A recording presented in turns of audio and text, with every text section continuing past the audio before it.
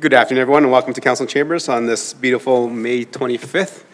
And you're joining us for the regular council meeting of today's Monday. As you can see outside, we had a little bit of wind on Sunday, but that passed us, and now we're looking at balmy 23 degrees. And anything with the sun in Stony Plain is beautiful. So enjoy it while you can, because in a week it could be snowing. We don't know. No guarantees on that, but put it into the universe. Hopefully it doesn't happen, because maybe it's reverse psychology. You put it out there and hopefully it doesn't happen.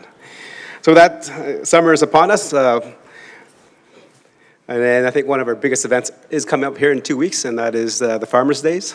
If you can follow the town social media, it is gearing up, and we just definitely want to give a shout out to all our community partners and sponsors that make it happen, because that is the biggest draw for us as a community. And it's the ability for us to reconnect with our roots, where all the farmers have finished planting and they're getting ready to start. So it's a good way to come together and say hi to everybody. Oh, now there's sound. Oh, what happened to the? Oh, that's amazing. Well. Yeah, so that's definitely a day for our community to get together and to celebrate the achievements and the accomplishments of the spring seeding and getting all the capping ready, and then just to reconnect, because it's been very, very busy last couple of months. Okay, with that, Council, you have the agenda before you. Administration, anything to add to the agenda? Nothing more to add, Your Worship. Okay, thank you. Deputy Mayor for the motion, please. Thank you, Your Worship. I'll move that Town Council adopt the May 25th, 2026 regular council meeting agenda as presented. Call the question. All in favor? That is carried. Moving on with agenda number 3, which is the public input session. So this is the time that we allow residents, stakeholders, and anybody that has a general comment or concern that they want to bring forward to council. Administration, has anybody registered to speak? Through Your Worship, no one has registered this evening. Okay. Thank you. And with so many people in the gallery today, does anyone want to speak to council on anything that's not on the current agenda? Roads, potholes, why it's so hot outside, snow clearing? We can answer all the questions for you. Okay, seeing none, we'll move on to number 4, and it's presentations and delegations. And today we have one presentation, and it's a great community partner within the town of Stony Plain, and such a great service provider for residents and the surrounding community as well. So welcome aboard the Stony Plain Public Library. Please come forward. There is a sign-up sheet there if you can just sign in, and then once you're signed in, you can go ahead and start.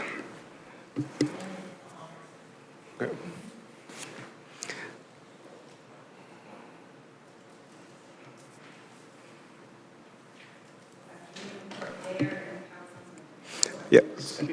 Okay, there. Good evening, Mayor and Council, and thank you for giving us this opportunity to provide you with the Stony Plain Public Library's annual report. I'm Lori Hawk, Chair of the Town of Stony Plain Library Board, and with me are Vice Chair Donna Sadler and Library Director Lena Kelly. In your meeting package, you'll find the library's 2025 annual report sharing some highlights from the past year. Copies are available at the library and on our website. In the next few slides, we will highlight a few things and also dive into some information not mentioned in the annual report that we hope will be of interest to Council. Our plan of service consists of 4 goals. We build lifelong learners, we contribute to a vibrant, growing community, we are integral to leisure time, and we are an excellent place to work. This plan of service was created after community consultation process that took place in 2023 and was designed to both further our library's goals and the town of Stony Plain's strategic goals. Our accomplishments for the past year, highlighted in the annual report, have helped us make progress towards the goals of our plan of service. Thank you. Last year, we made many gains towards our goal of building lifelong learners. We extended our hours on Saturdays and opened during Canada Day, and we also tested out openings on select Sundays in August and November. Residents of all ages enjoyed the increased hours. Our library also went fine-free for 2025, and the board made the decision, with the support of funding from Council, to continue our fine-free mandate. This has improved library access for residents of all ages, but especially for families of young children. Families often check out over 20 books at a time, and at 25 cents a day, those fines quickly add up, resulting in many families being unable to access our services. We also use the power of our community partnerships to provide programming and services to residents of all ages. In 2025, we began a relationship with the Healthy Early Years Initiative, which provides Francophone programming for children aged 0 to 6. This program has been a huge success in our community and is supporting the town's growing Francophone population. We also continued partnerships with the Alberta Parenting for the Future Association to provide sign language and other early learning programs. These early literacy programs are in addition to the library's very popular Storytime programs run by staff, offering families the chance to access programs nearly every day that were open. Thanks to a skilled community volunteer, we've been able to offer a robotics program for school-aged children. This program drew significant interest from older residents as well, and who have begun volunteering to help. We also received a generous donation from a resident who is a former engineer to pay for supplies for this program, ensuring we can continue it in 2026. Through our partnerships with the Braden Center for Career Advancement and the Tri-Community Adult Learning Association, we offered one-on-one resume help and English as an additional language conversation classes, ensuring job seekers and newcomers get the support they need in our community. Finally, we'd like to share with you a portion of a letter the library received about one of our innovative services to seniors, our Happiness Program, offered at the Good Samaritan Society. The Happiness Program is a projector with interactive games specifically designed for users with disabilities or dementia. A recreation therapist from the facility wrote to us, "The Happiness Program has not only sparked joy, but it has also enhanced the quality of life for many of our residents. We've observed increased participation, smiles, and moments of recognition and conversation that are truly meaningful. The multisensory approach taps into different areas of cognition and emotion, offering comfort, stimulation, and dignity to our residents in a way that few other group programs have achieved." In 2025, the library celebrated its 80th birthday, which also allowed us to celebrate the town's history in many ways. We threw a birthday party to recognize this milestone, attended by many residents and local partners and politicians. We carried out events throughout the year celebrating our history. Some of these events included Ukrainian dancers, Métis jiggers, welcoming Philip Campio and his TP for Alberta Culture Days, and partnering with Greg Hanna for an indoor mural tour, helping share and pass along the history of our town's murals to the next generation. The Friends of the Library, along with community volunteers, completed the Founders Project, an art installation that now proudly hangs in our boardroom, detailing the history of the founding of the library and its metamorphosis over the years. Finally, we began some partnerships that have helped us create a safe and welcoming library space for residents. We've partnered with the Town of Stony Plain peace officers and the RCMP, regularly communicating incidents and issues with them. The RCMP and peace officers have assisted us by monitoring the space regularly and helping guide us in preventing and dealing with incidents.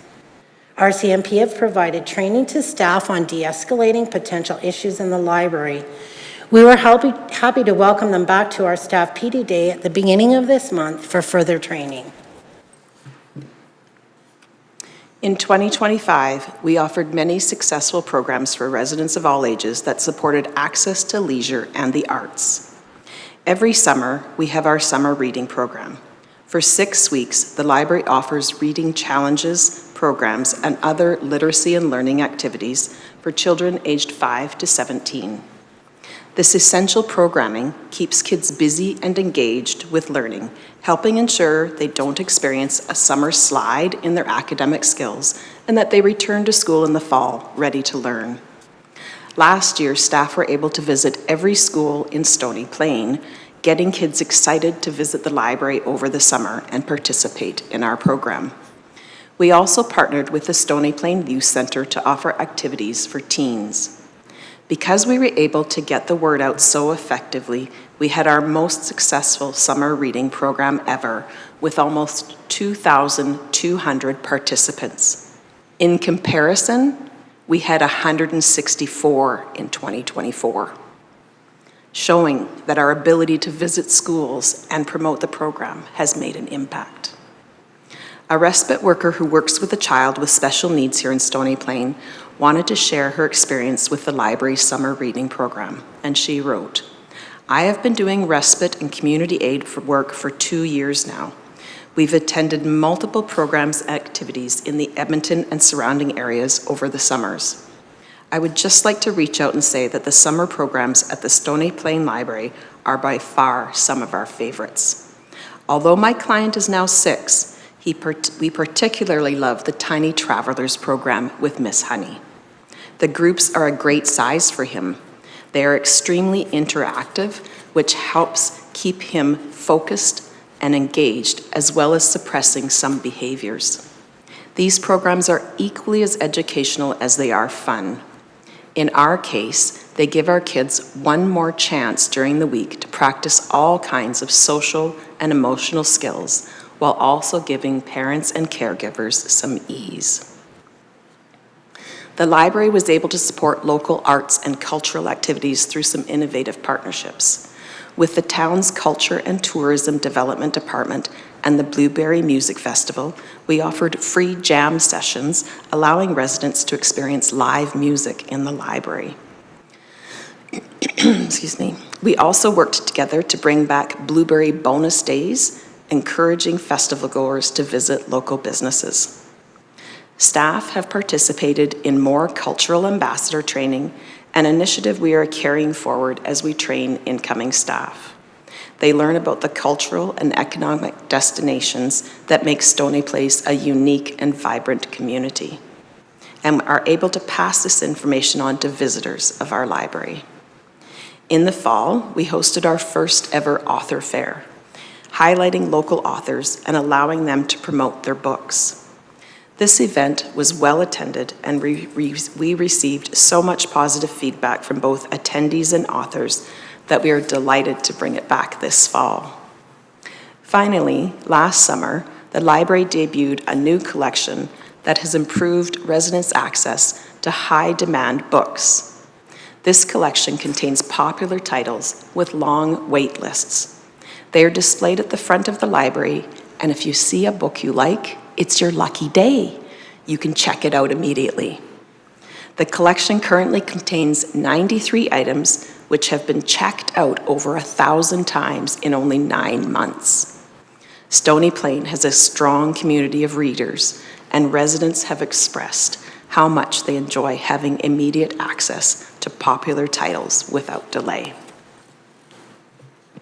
In 2025, the board undertook a compensation review with Dr. Margaret Law in response to retention and staffing issues. In her review, Dr. Law evaluated staff compensation against comparable positions in both Stony Plain and similar communities surrounding Edmonton. This was the bulk of our funding request for this year, and we are so happy to report that staff retention and engagement has been strong. We know the community values expert staff and builds strong relationships with them. Whenever we feature staff on our social media, we receive many positive comments from residents who've enjoyed getting to know them. We're grateful to be able to retain our caring and expert staff and have not had any staff leave since the compensation review was implemented. Through 2025 and continuing into 2026, the board has worked hard to complete a fulsome review of the library's policies, reducing liability and ensuring there are clear policies and procedures guiding our work. These policies have been written in conjunction with an HR consulting firm and adhere to legislation and legal precedent. Board members have worked hard reviewing as many as 7 policies at each meeting. Finally, we've improved staff training and onboarding, ensuring staff learn not only their roles, but about the community they serve. Besides the previously mentioned cultural ambassador training, staff have received training on working with homeless residents, customer service, de-escalation, and programming for children and teens, helping us provide an excellent library experience for all the residents of Stony Plain.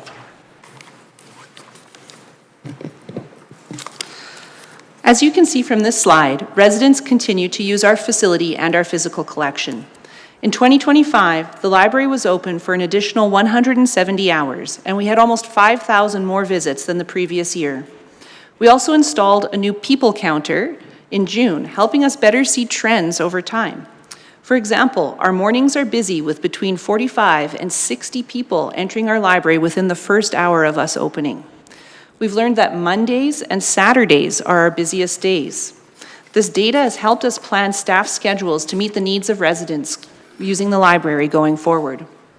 Stony Plain residents borrowed over 190,000 items last year. 3/4 of those items were ones that the library owns, not items brought in from other libraries, demonstrating that our residents love browsing and accessing the materials that we're purchasing for them.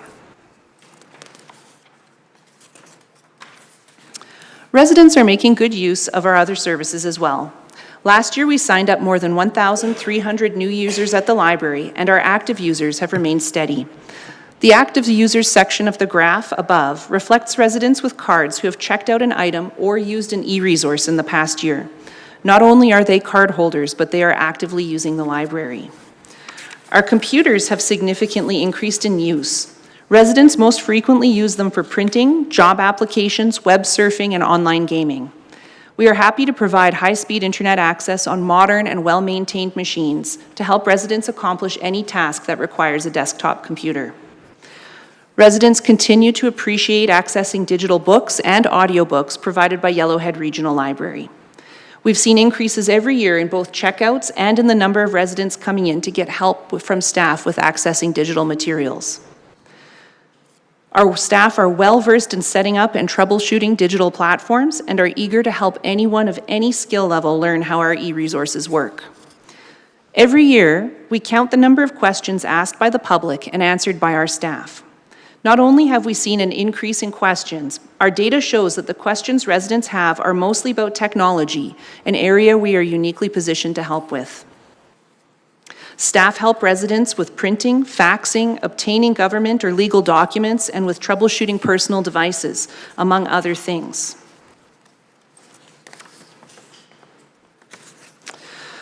We continue to provide some other key services highly valued by our community. The library's meeting room rentals continue to drop, but this is because we are using those rooms to provide public programs. The library prioritizes booking the space for library programs first, which means we can't always accommodate public bookings. However, this is a service that is highly valued by our community when they're able to access it, and our room rates are affordable for many groups. Our exam bookings remain popular, with students from both Stony Plain and neighboring communities frequently using our invigilation services. For a fee, we provide exam laptops and study rooms that enable students to take online exams for remote learning courses from various educational institutes. I would like to share a story with you about the value of our exam booking services. Staff noticed that a resident had been placing hold requests on books to help study for her Canadian citizenship test, and she recently made a room booking to take her exam. She showed up very nervous and flustered, but staff got her all set up to take her test. After an hour, she came out with tears running down her face and told staff that she had passed. Staff celebrated her success and helped her print and fax in the required documents to the Government of Canada to complete the process. The library's program attendance increased thanks to the 80th birthday events and the summer reading program. In 2023, which is the light blue column on the chart on the screen, we were still offering school tours at the library, which is a practice we ended in order to free up staff time for public programming and for us to go visit the schools, reaching more classrooms and more students. With the variety of events and collaborations we had in 2025, we were able to reach many people across a broader range of age groups than in previous years. In 2026, we've already had some great events and opportunities come our way. After our author fair last year, one local author asked if they could form a writers group at our library. The group has been meeting since last fall and is growing steadily and hopefully will produce more authors for our future fairs. In January, we were offered the opportunity to host the Chinese Consulate's Lunar New Year celebration, which was an incredible chance for our residents to experience the arts and culture of China. Throughout January and February, we welcomed Skydancer Indigenous Culture Center's Barb Scott for a series of Cree language and culture programs. We also continued our popular robotics programming thanks to our community volunteers. Kids and adults alike took part in building a Lego mural that commemorated the famous Earthrise photo taken by Apollo 8. And this was fortunately timed with the Artemis II space launch. In April, we welcomed the Spoken Word Youth Choir for an unforgettable poetry performance enjoyed by teens and adults. Finally, we've been posting on an ongoing series on our social media called Meet Your Neighbors. Every month, we are highlighting a local business and sharing a bit about their services and history. This service has proven very popular and is now among some of the most viewed posts. We've received comments from residents indicating this is the first time they've heard of some of these businesses and that they're very excited to visit them. We're glad we've been able to spotlight and support the local businesses that make Stony Plain a great place to live, work, and play. For the remainder of 2026, we have lots on our to-do list. We've begun our 2027 budget preparations. With several contracts up for renewal, we're doing a thorough investigation of vendors to find savings while maintaining high-quality services. We have developed a partnership with First Book Canada, allowing us to purchase children's materials for an excellent price. This year, we received over $500 worth of brand new and in-demand books for free, helping us make the most of our budget. On June 4th, we are excited to host a very special event. Local historian Greg Hanna and local musicians Phil and Kathy Dunn have worked with us to produce a musical journey through the history of Stony Plain, which will highlight both the town's beautiful murals and the pioneers from the past featured in them. We have invited council to attend and hope to see you there. We are preparing to launch our 2026 summer reading program in mid-July. This year's theme is Under the Sea, and we will have great speakers, presenters, and programs, as well as new books for kids to enjoy all summer long. Finally, we'll be bringing back our author fair on October 3rd. We have invited a group of new authors, as well as members of Alberta's book publishing community, to attend, and we hope it will be an inspiring and informative event for our residents. To close out our presentation, I'd like to share some resident feedback we received about last year's author fair. She wrote, "I wanted to say how much fun I had going and meeting the different authors at the author fair. I even received a free book from Mike Bolt, which was one of the highlights of the event. Your staff helping organizing it and mingling with everyone were welcoming and fun.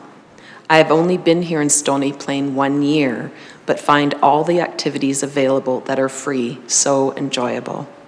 I am so glad this was one of them, as I learned this was the first ever, and I recommend you continue.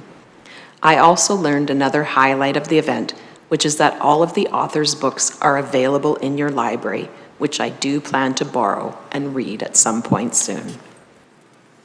Thank you all for your time, and we welcome any comments or questions. Well, thank you for the presentation, and definitely it's amazing to see what the library has accomplished over the past year, so I'm definitely looking forward to the continued success of the library.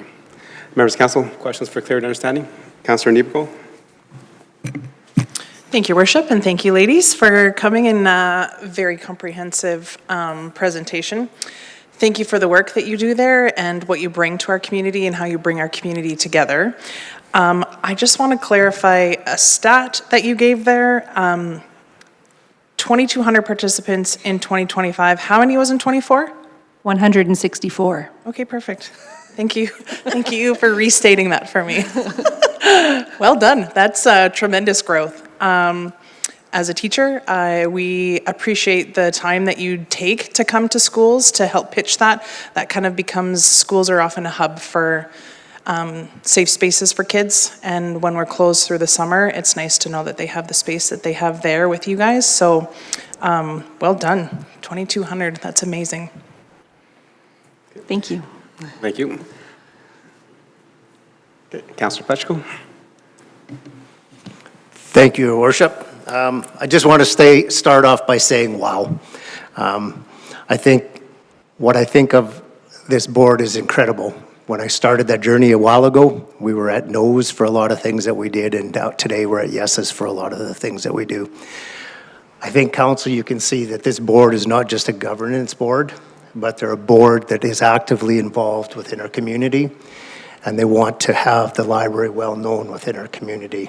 They do a phenomenal job. As you can see, many people in the room tonight, all part of the board, parts of the library that they represent our employment as well.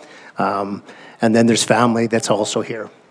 So we have two directors here this evening. I just want to make note of Carla at the back. Thank you for coming. Carla is with the YRL. It's nice to see her here and hearing what our director, Lena, is doing for our library and the community that we have here.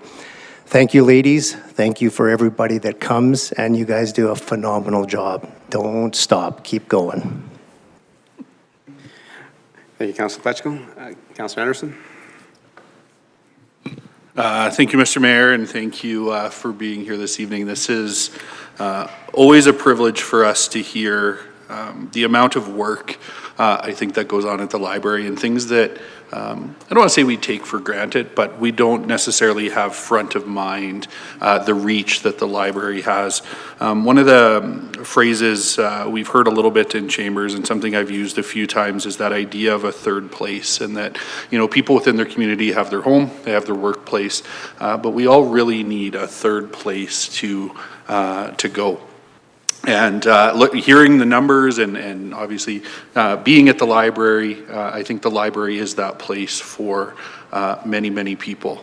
We had the privilege of listening to some comments through the Inspired to Lead program here in town, and the thing that they kept coming back to was community, and how that's sort of the greatest determiner of well, many things, but you know, joy in life, and you know, a desire to contribute and give back, and so many different pieces. And I think the library, I know we have staff here, I'm sure we have volunteers here as well, and the library provides that for our community, and I think that's amazing. We heard about staff retention and the comment around compensation and how that's led to a reduction. It sounds like minimal, if any, turnover in the last little while. But as an outside observer, certainly I don't sit on the board, but there's a couple of other things that really stand out for me that I think lead to the longevity of staff in your organization. You spoke at length about proper training. You know, you're equipping people for the role that you're asking them to do.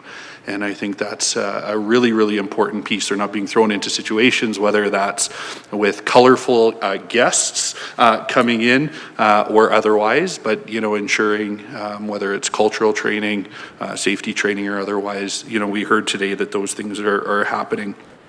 And the other one that stands out, and had the privilege of having a library tour, kind of stopped by one day and there was some time, and had a chance to chat with many of the staff. But the thing that stood out for me was the feeling of empowerment that staff had, that certainly everybody was pulling in a direction, that there was a shared vision, but there was also empowerment for staff to utilize their skill sets and what they saw as something that they can contribute to move the library forward. And I think that's tremendous. And so when we're in a place where we feel like we're compensated for our job, where we're equipped to do it, and we're empowered to take action, I think that's where that staff retention comes from. And so I think there's a lot going on that leads to the staff sticking around and wanting to be there. The next thing I want to say, and I think I may have talked about this previously in a different year, but since Ms. Kelly, you've arrived at our library, the community presence that you, like the focus on community presence that you've brought to Stony Plain is tremendous. I think shortly after you started, we met at an event on, right in front here was a youth event, and just talking about sort of your vision for what you wanted to see and hope to see and what you believe about library spaces. And, you know, now we look back a couple of years later, and that's really been actioned. And we see that in the growth in participation in community programs, and the summer reading program especially. We see that in the number of schools that you've had the privilege to visit, all the community events that your team is a part of, and that's tremendous to see.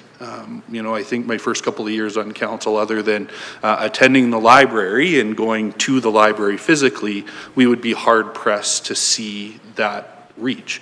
And that's something that I believe a vision that you've brought, and I think that's fantastic. And so I mean, I don't even have a question. I just feel like, again, my word limit is probably nearing the end.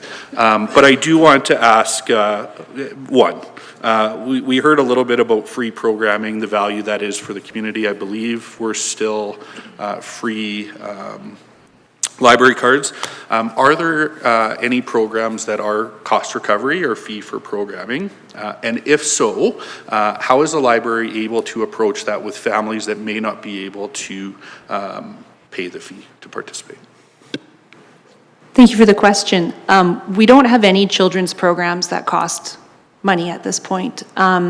We previously had done some cost recovery programs with a yoga instructor and things like that. We don't do that anymore. The only programs that would cost money would be an organization renting our room and then providing a program. So for example, Tricala has rented our room to provide an adult Spanish course, and they of course pay Tricala for that, and Tricala pays us for the room rental. And that's the only program that has some cost attached to it. I know our Parkland Poets do charge a small fee, but that is only so that you get to read first. Other than that, you can still come for free. Perfect. No, and I appreciate that immensely, because I think in a world where costs are going up and inflation sits heavy, that people are looking for those opportunities to engage. And I know Councillor Niebergall alluded to this, but as a teacher, you know, there is nothing more important or that is a greater predictor of student success in school than early literacy opportunities. And so I love that you took some time to really focus in on not just English language, but French language, the opportunities that exist through the library for students to be exposed to those early literacy programs, because we see that on the other side when they become school aged and they start to come through the value that exists there. We talk about youth. I actually just remembered this. I had a student today, we were talking about the library, and he asked me, and I told him I would ask the question, so just so that it's on record. He said, Mr. Anderson, who actually owns the library? So I'll let you field that one for him, and then I'll get him to watch it tomorrow during class.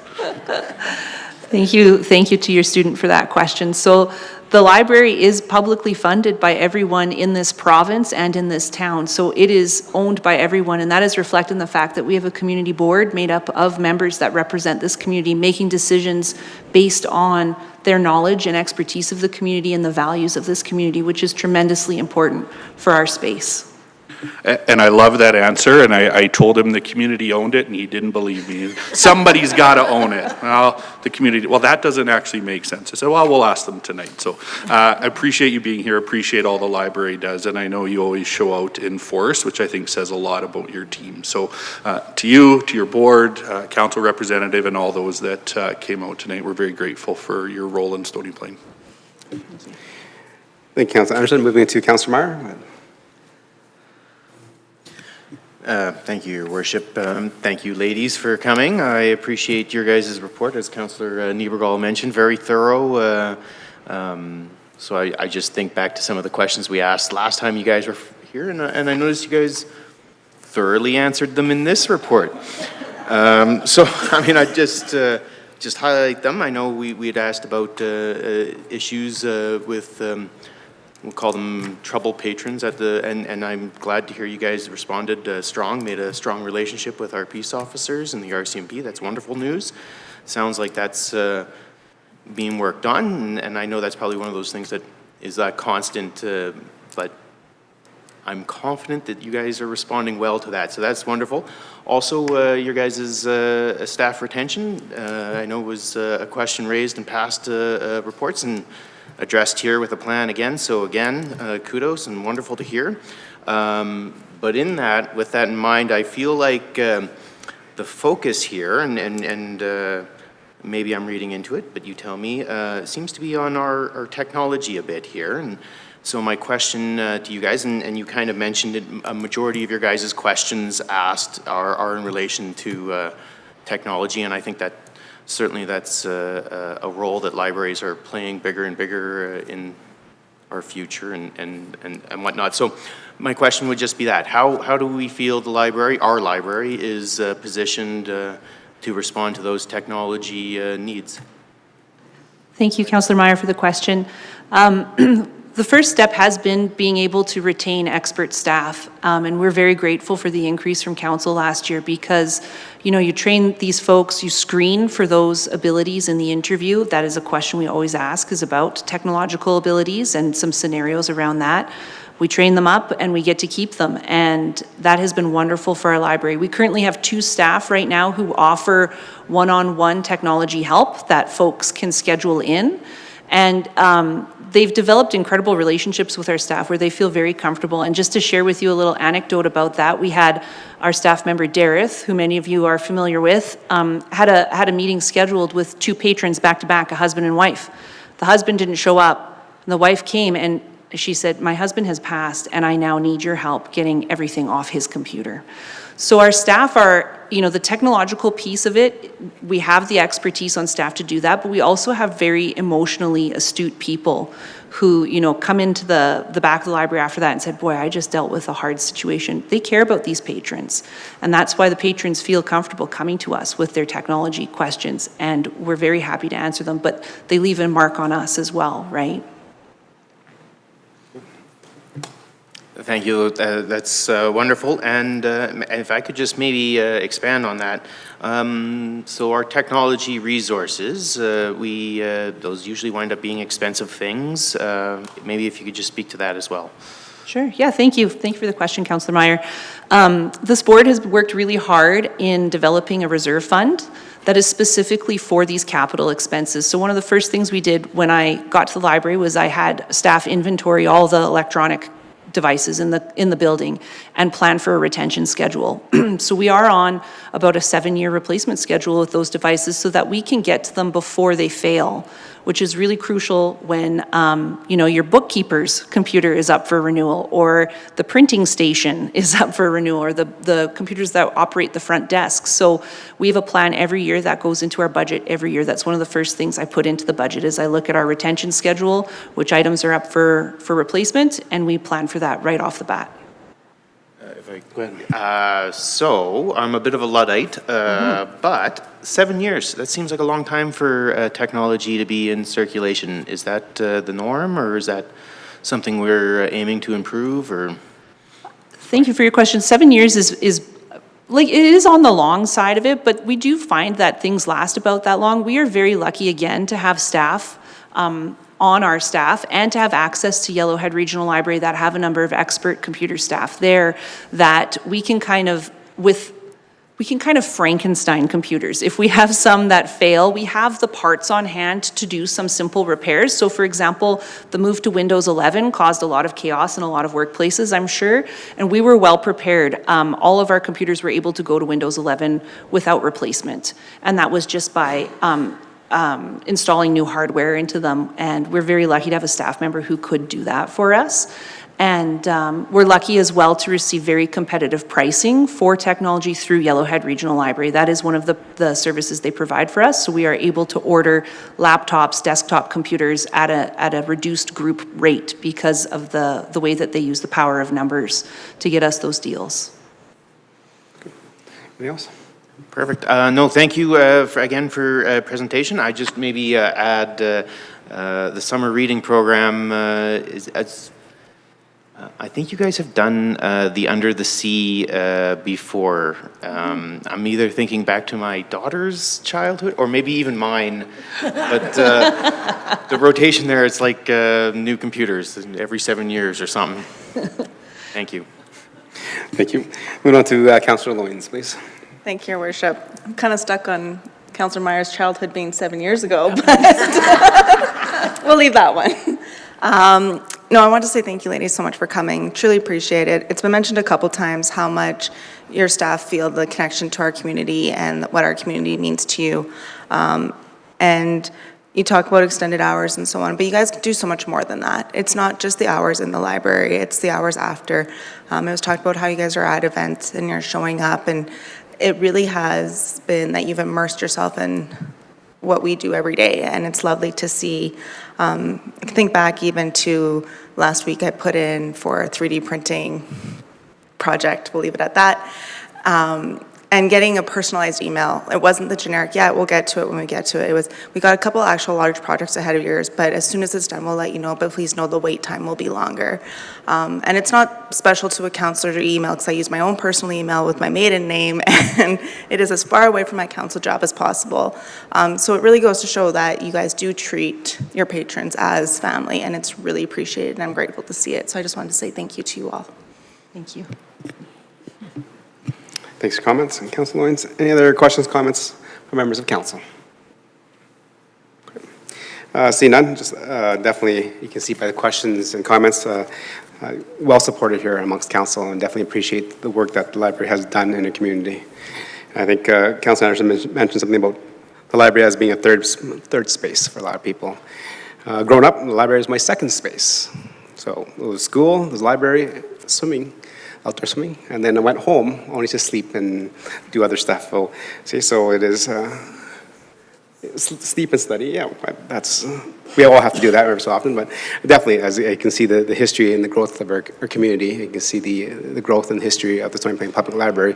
The library has been there hand in hand with our community to support it and to watch it grow, and to also then support all the newcomers that are coming in here that need English as an additional language, or even, as mentioned, seniors that need better access and better knowledge of technology. I think that was one of the big things that we heard over the last few years, is that as everything transitions over to web-based or technology-based, it is hard for the seniors in our community to catch up. And I'm really glad that the library is there to provide that assistance. So thank you for that. I have a question regarding, you mentioned that last year you opened for select Sundays in August and November. Can you provide some details of how that worked, and if you guys plan to do that again this August and November, or is it going to be 2 Sundays a month forever? Thank you for your question, Mayor Choi. The Sunday openings were a bit of an opportunity and a bit of an experiment. So we had the opportunity to partner with Blueberry Music Festival to bring musicians in on those Sundays, and it was well attended and a really special event. Could have been maybe better attended without the long weekends. People are camping and busy, but when we looked at the stats as a board, we were surprised for the few hours that we were open, how many people came in on a day that we're not usually open. So for a start, it was not bad. We did not plan for it this year because we didn't think the numbers were as strong as our Saturdays, for example. It is difficult as well to find staffing on a Sunday. That is kind of a day that our staff have counted on traditionally having off, so we're asking them to work a few additional hours in their schedules. So we didn't do it this year, and there isn't a plan to do it this year, but it was a really good experiment that we might repeat again in the future. We'll have to talk as a board and see kind of where our staffing and funding goes for that. Okay. Thank you.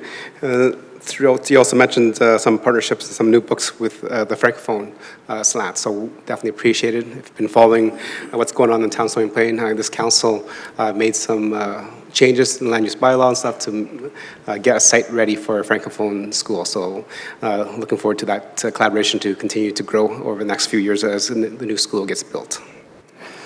I do have a question in terms of room rentals. I think members of council and I have received a couple emails regarding the rental of the side room there on evenings and stuff. And I think one of the minutes that we read that had a motion there that actually the board canceled a contract for room rental. So I'm just trying to understand some of the ideas behind that. If there's a really deep need for rental space in the community, there is that side room by the library. the rationale for canceling some of those rentals and not allowing the community to use it after hours? Thank you for the question. This was a topic that was hotly debated by the board, and the board spent a lot of time considering the liability they were willing to take on. So when I arrived at Stony Plain 2 years ago, the room was rented out frequently after hours, and that has only been growing. What happens is if that room is not closed up properly, our alarm goes off in the middle of the night, a staff member gets called in, and I pay that staff member overtime for that. For dealing with that alarm. Never mind the fact that something could be damaged or different things like that. So in discussion with the board, we talked about the amount of liability that the board was willing to take on for these unattended after-hours programs. And we decided that it wasn't worth the overtime and just the risk that's inherent in that. You know, we've had some issues with flooding in the building related to a variety of different things. But, you know, a group could leave a faucet on or something like that, and there are no staff on premises after hours to double check that room. We looked at the cost of additional staff during that time and decided it was not something we could pursue at this time. We are hoping as a board, with other things changing in Stony Plain, such as the recreation center going up, that there will be some opportunities for later room rentals for the community, because it's clearly very much desired by the community. And, you know, we just thought about, are we the best facility to be offering that at this time? So hopefully the letters, you know, slow down once that facility is available for people to rent after hours. Okay. Thank you. Any more questions for Claire Notstein?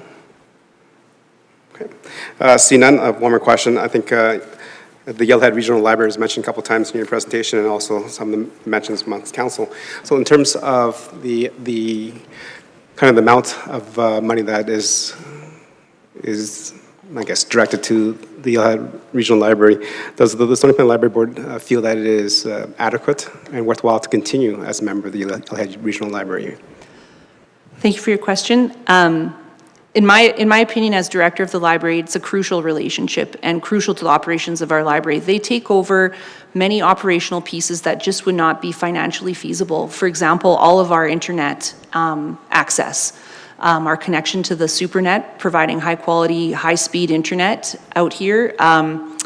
It wouldn't be possible without Yellowhead Regional Library. The savings we obtain on books, we also use the power of our numbers to be able to order books at a reduced cost, computers, and that's just the kind of the physical manifestations of Yellowhead. The support we receive from our regional library system is crucial as well. So for example, this past Friday, they hosted Public Libraries Council meeting. I was able to attend and connect with directors all over the region, catch up, share our different experiences, share resources. In the afternoon, they provided incredible communications training for us, all for free. I was even able to bring an additional staff member from Stony Plain to attend that training. And that's PD that would otherwise come out of our budget for myself and for my staff.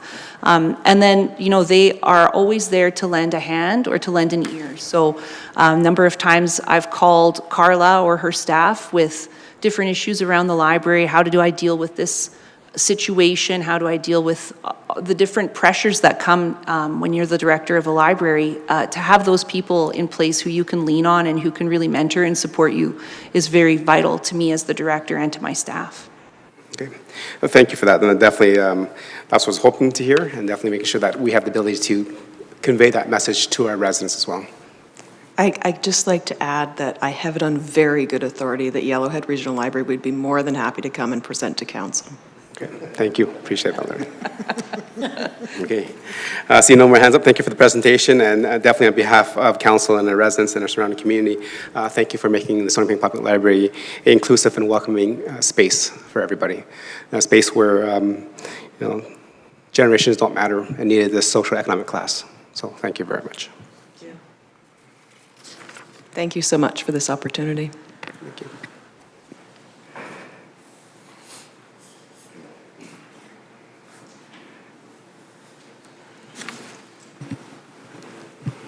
All right. Well, don't leave. We're here till midnight, so please stay with us.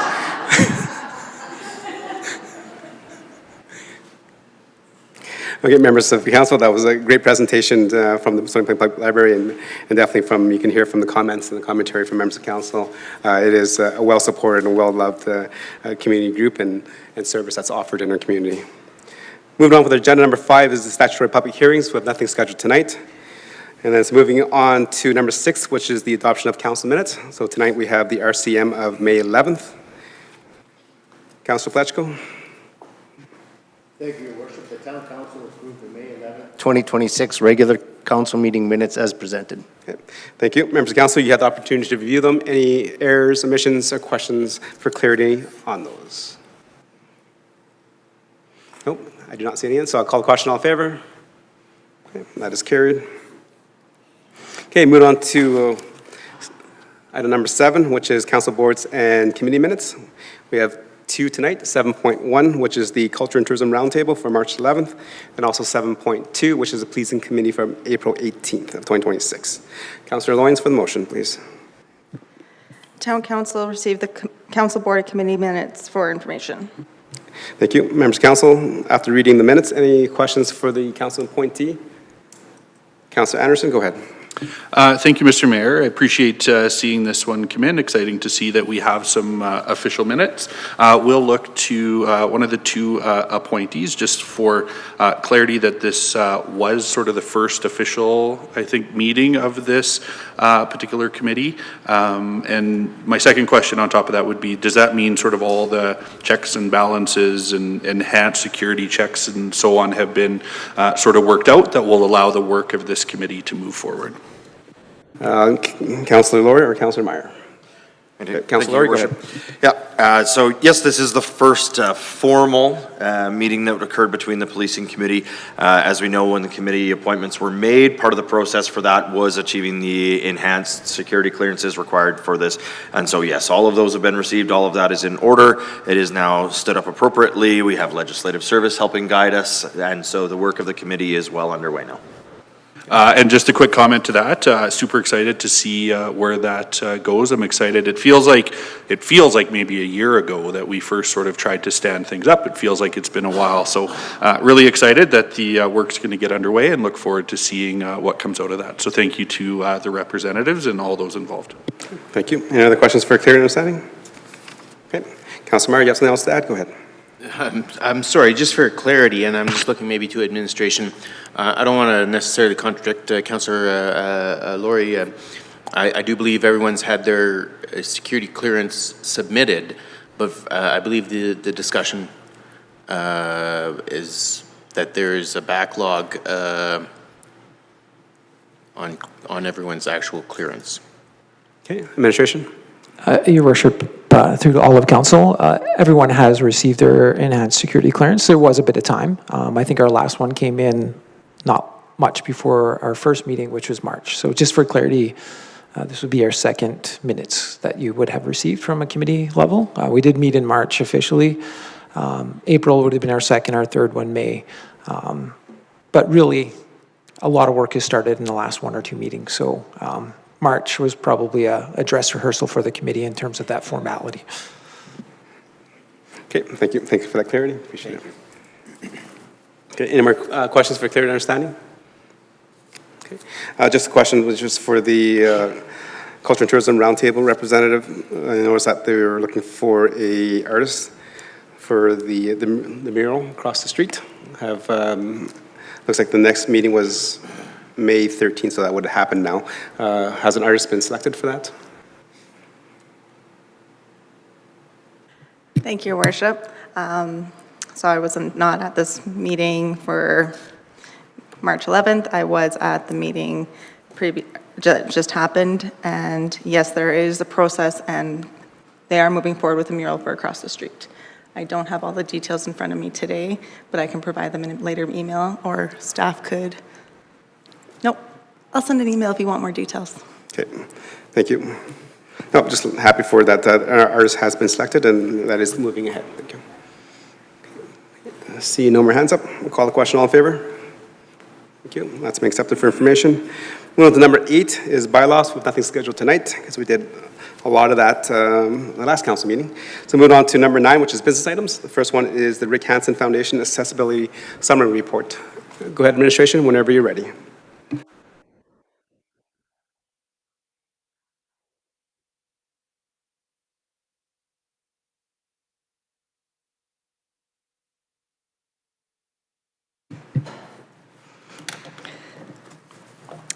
Good evening, Mayor, Council, Senior Administration, and residents. My name is Deanna Butts with Community and Social Development Department. Tonight, I'm providing an update on the Together We Shine Understanding Accessibility Initiative that was part of our 2024 to 2026 corporate plan. The town of Stony Plain is committed to improving accessibility for seniors, parents, and people with disabilities. This initiative reflects that commitment by assessing the current state of accessibility across town assets and strengthening both short and long-term capital planning through our asset management best practices.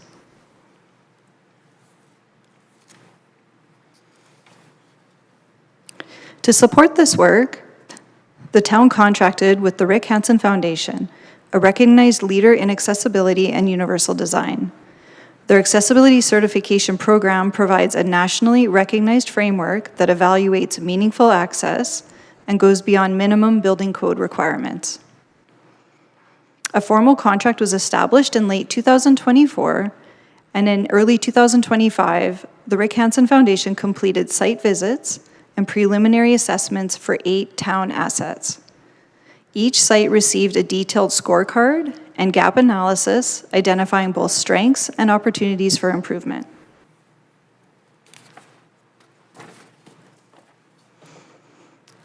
Sites were selected through an administrative prioritization process, focusing on facilities with both public and staff access and where future upgrades were feasible.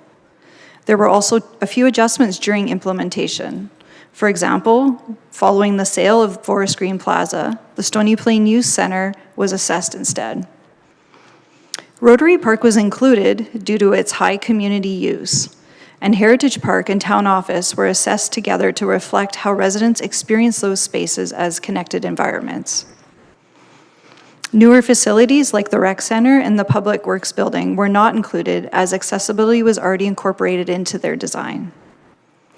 Overall, these assessments established a clear baseline for accessibility across town facilities.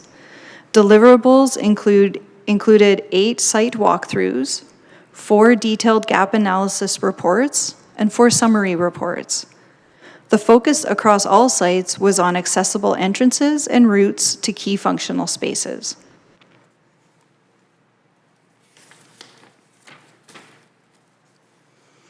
So what's working well?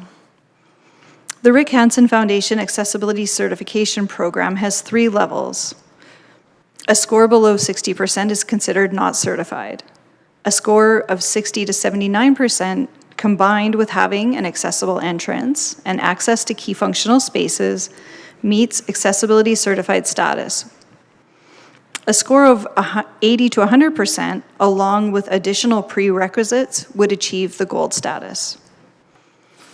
Within Stony Plain, several sites are currently at or near that 60% threshold, demonstrating a strong foundation for improvement through targeted investments.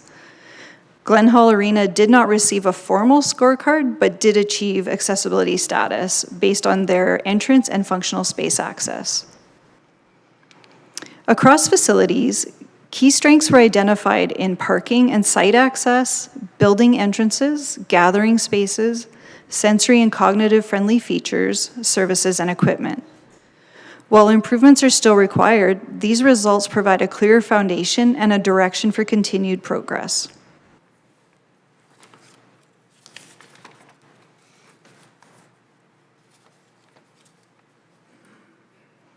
At the same time, the assessments identified common barriers.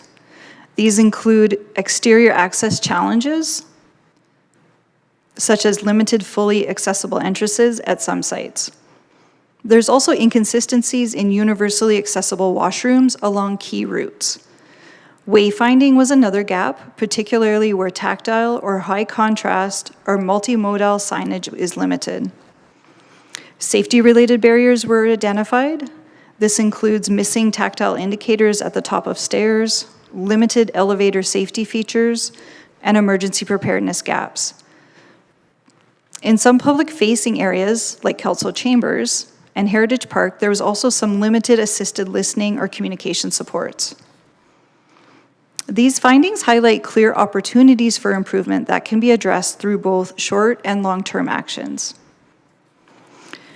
Examples that can be included as facilities are under renovation include, so when we look at renovating facilities, we can then look at power-operated doors, improved and standardized signage in multiple formats, universally accessible washrooms, upgrades to stairs, elevators, and emergency systems. Importantly, many of these improvements can be integrated into routine renewal cycles. Some of these improvements could include doors, washrooms, furniture, workspaces, painting and contrast standards, parking layouts, pathways, emergency systems, and signage. This approach allows accessibility improvements to be embedded into our existing capital planning. Together, these represent a practical and achievable pathway to strengthening accessibility across town facilities.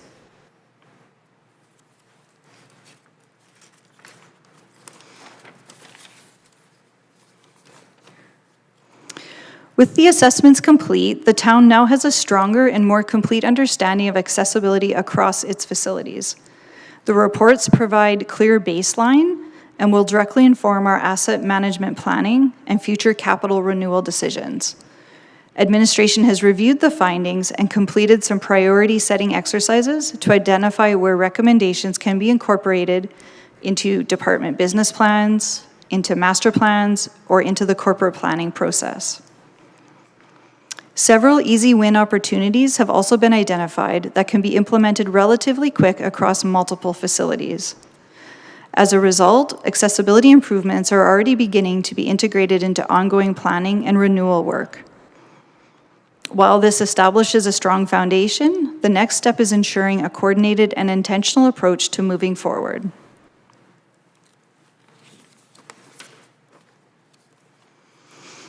Looking ahead, the town will focus on how we continue advancing accessibility in a coordinated and sustainable way. This includes determining how to balance investments between public-facing facilities and employee accessibility needs, ensuring we are supporting both service delivery and workplace inclusion. We will be identifying longer-term initiatives that will require formal inclusion in the corporate plan, particularly those that extend beyond routine maintenance or short-term fixes. A key focus will be embedding accessibility into asset management and capital planning processes, so it is consistently considered in renewal and infrastructure investment decisions rather than treated as standalone projects. These next steps will support a more intentional and integrated approach to accessibility across the organization.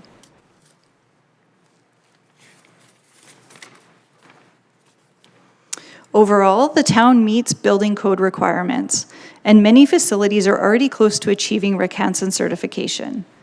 This reflects a strong foundation to build upon. Going forward, incremental improvements, consistent application of standards, and proactive maintenance will continue to enhance accessibility across town assets.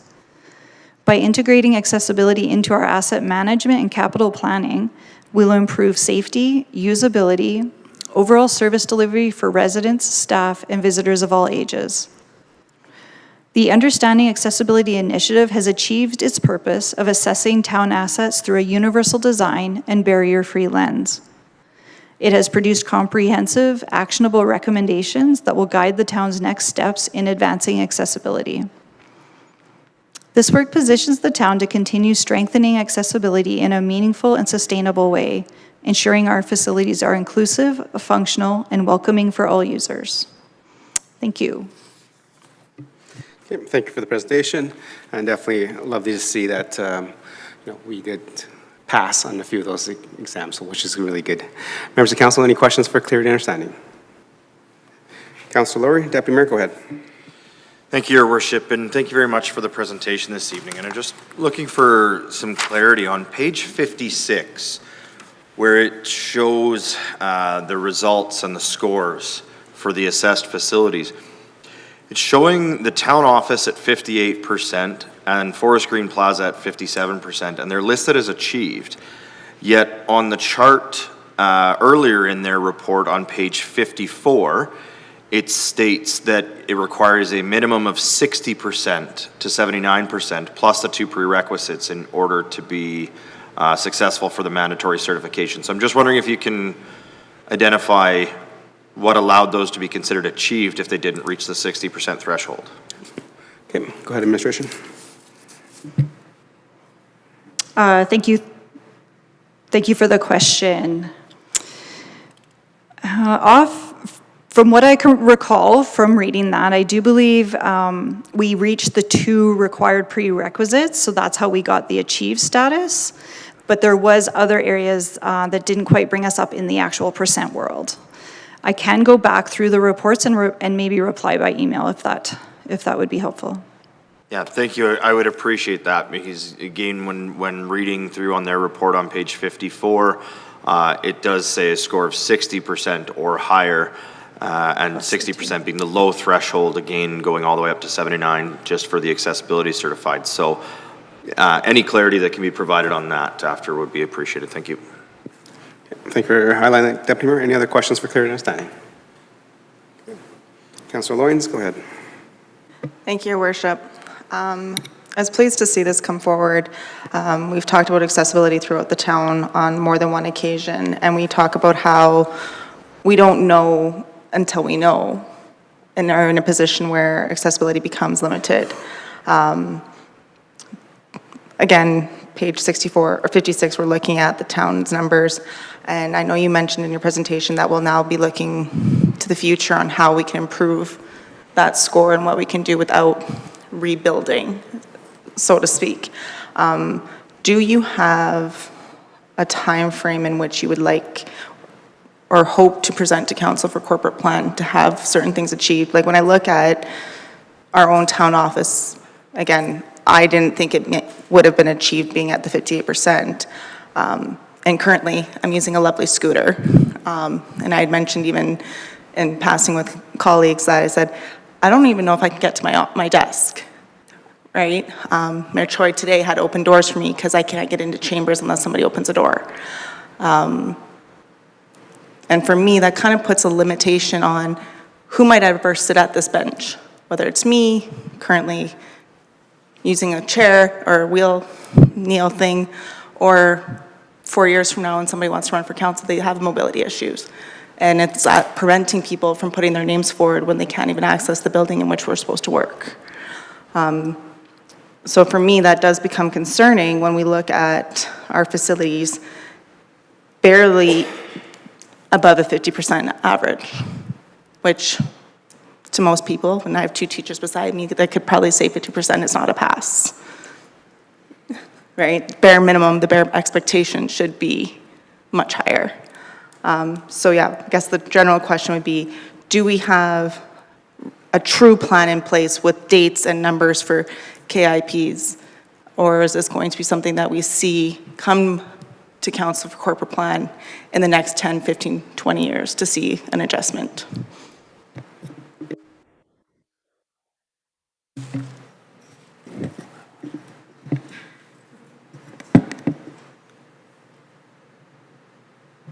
Thank you, Your Worship, through you to Councillor Loyens and the rest of Council. So one of the things that we wanted to do as we looked at the report and we looked at the findings was to put them into pieces that we could manage as an organization, recognizing that there are a lot of improvements and enhancements that might need to take place that are extremely complex in nature. And not wanting to forget about our regular planning cycles, our capital cycles, our facility enhancements and maintenance cycles, and incorporate the changes that we could as they came up. And so that process is underway. So I do not at this point in time have a specific answer for timing on how the initiatives roll into the planning cycles, into the corporate plan process. And that's one of the reasons why we took the time to analyze the findings of the report and worked very closely with our colleagues in planning and infrastructure to understand the potential implications for some of the things that we want to achieve and do. And so I will ask my colleague, Brett Newstead, if he has anything to add to that from the planning and infrastructure side. Go ahead. Through your worship to all the council, appreciate the opportunity to add some additional information to this dialogue. As the general manager of community and social development correctly pointed out, there's a number of considerations that we have to look at when we apply reports like this. Each facility caters to a very different.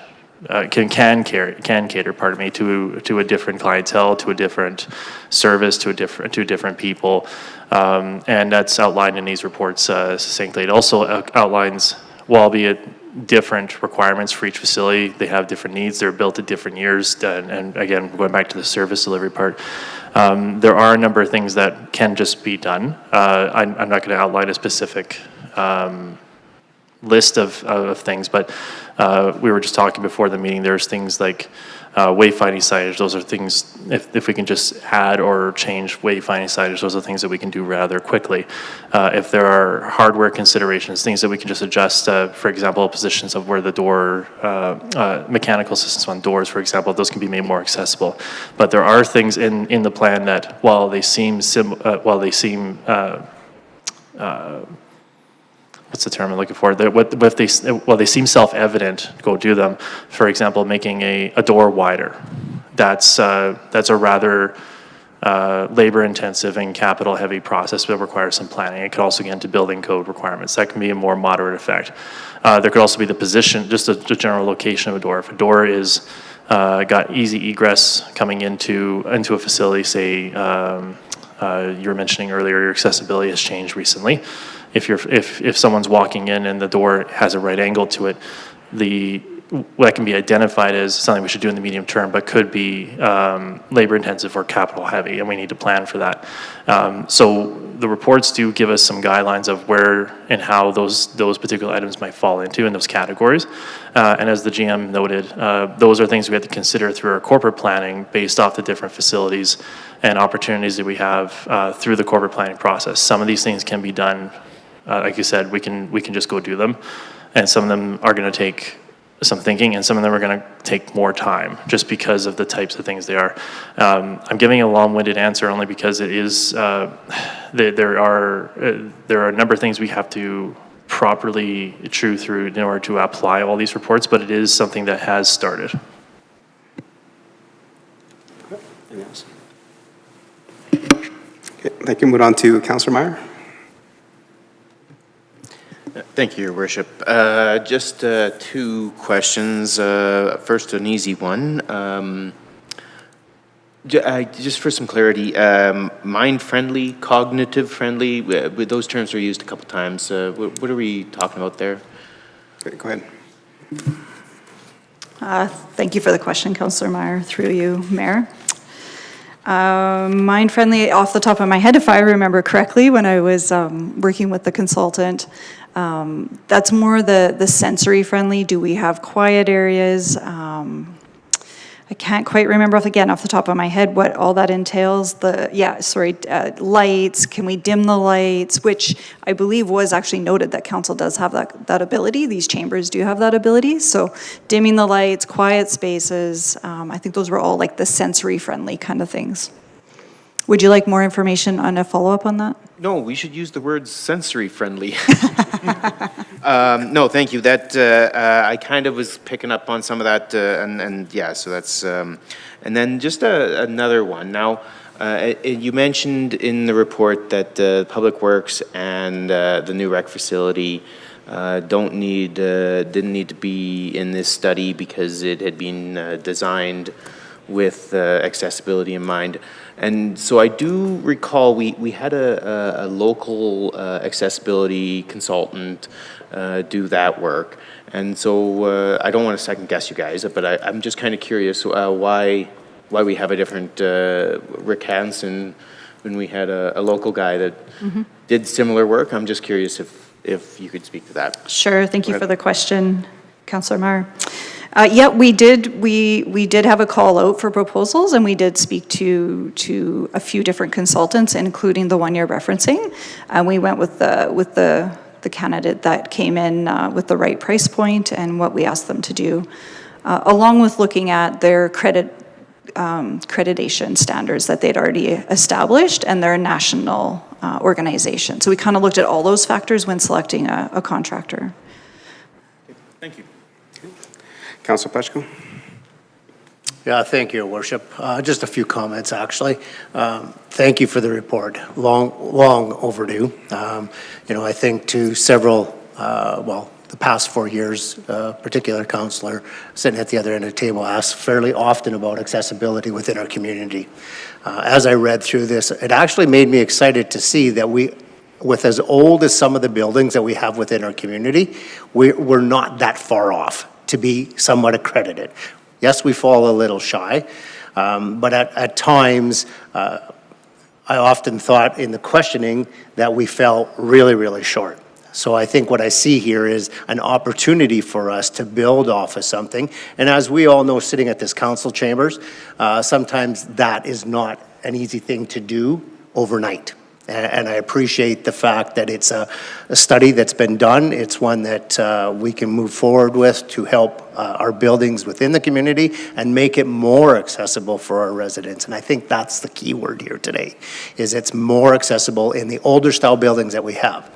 Excited to know that our Public Works and our Rec Center should meet or beat that 80% mark. I would hope that if they were to come out and do that assessment again, that we're there, because it has been a topic of conversation for quite some time at this council chambers, and it's been well noted by the staff that there was something that needed to be done. So I greatly appreciate what I see here today. I do look forward to seeing some of this stuff come forward, so that's important. But one of the things I took out of it was there's some easy wins that might get us over the top. So when we're thinking about, the 59% or the 58%, or the 57%, it gets us up to a minimum standard. Still not a great standard, but a standard that will get us moving towards the next level in our community. And it also has set the course for us on any new buildings that we're doing to be at a standard level that will have accessibility for all residents in the community. And I think that's a great thing. So thank you for the report. And I look forward to seeing some of that stuff coming forward for some of the easier wins and some of the tougher stuff that's going to require some capital funding for that as well. Thank you. Thank you, Councilor Pashko. Move on to Councilor Niebergall. Thank you, Your Worship, and thank you, Administration, for the presentation. I have a couple of things here. So first, I'm just going to ask the question. Given that we have been out on the campaign trail and visited with many seniors in our community, we have many folks that cannot access areas in our community where we host many of our community events and is a gathering space of free events that are often offered that they cannot attend because of accessibility. To what degree does our cemetery, rec center, public works, thank you, will those meet, thanks Mom and Dad, I'm an overachiever, so the 80% is like the minimum standard in my head. Are we going to enter with those new builds, recognizing, so Rick Hansen says that they update their certification standards every 3 to 5 years. Heritage was built in 2003, renovated 2017. We are not, maybe we're certified on that one. But the new ones that we are opening, will they be at that 80%? Go ahead, Administration. Just one comment, Your Worship, through to Councillor Niebergall and the rest of Council. So the intent of doing this accessibility audit at this point in time was to give us a baseline to understand what we were looking at for the community. At this point in time, we haven't contemplated doing other assessments or adding other facilities. And so that would be something that as we work through the recommendations and perhaps we have additional considerations as to what we might want to do to understand how the accessibility has changed or to add additional facilities, then those would be things that we would contemplate as part of future corporate planning processes. But at this point in time, the intent was that we would do one accessibility audit to give us a good sense of where we are at this point in time. And I will turn things over to the acting town manager to speak more specifically about the facilities in question. Your Worship, through to Councillor Nabergall. Certainly with the Public Works building, there's only a certain portion of that building that's accessible to the public. So my visiting to that particular building, it's accessible. You can get in. If someone needs to go beyond the secure area, again, it's built for that accessibility also. With respect to the rec facility, the Rick Hansen Society, or that metric of that scale of investigation was not selected. I would assume that the majority of what we've put into the rec facility would meet what they would investigate and look at.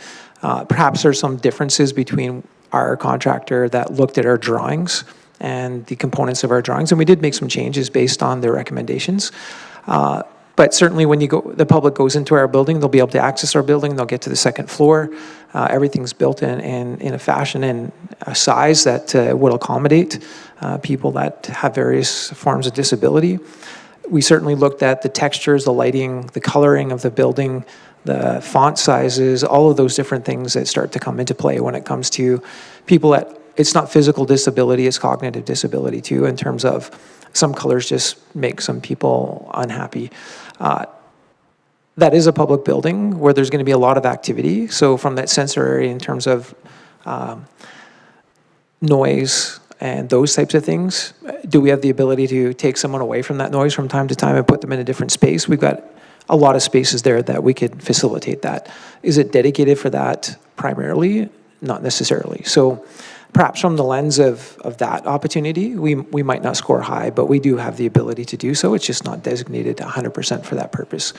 I feel like that the two buildings, the brand new buildings, again, and as mentioned, these standards are changing from time to time. When we did the audit, that was probably 2 years now, when the drawings were looked at, from drawing, look at, review, implementation, award, and start constructing.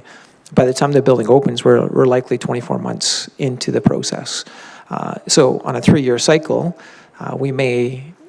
things may have changed within that 24 months, but certainly I think we'd be at a high percentage of people being able to access the building. Curling club is an example. You come out of the dressing rooms, it's right to the ice surface, so there's not a bump down. The old curling club, you had to go up several stairs to get to the ice surface and then down to the ice surface. So I think we have made some provisions. The second level of the curling club did accommodate a bump down to view the ice surface. Now it's all one floor. So I think we've made some changes to that building that certainly, from that perspective, in terms of people navigating and getting around the building, I think we've certainly improved it. There's things that we've done in our change rooms or in our washrooms to ensure that anyone with a mobility issue can get in and out of that facility, and if they get stuck, there's an ability for you to call someone and get some help. So I think we've done a lot to ensure that building is up to that standard. Perhaps when we built Heritage Park, some of this stuff may not have been around to the level that it is today, but I think the report gives us that benchmark for what we have currently, and as we continue through operating in our capital budgets, we can certainly, now that we have the knowledge, we can start to incorporate those into plans that we currently have. We can just layer this information into it. Go ahead. Thank you both for the information there. I appreciate that. I will just go. She's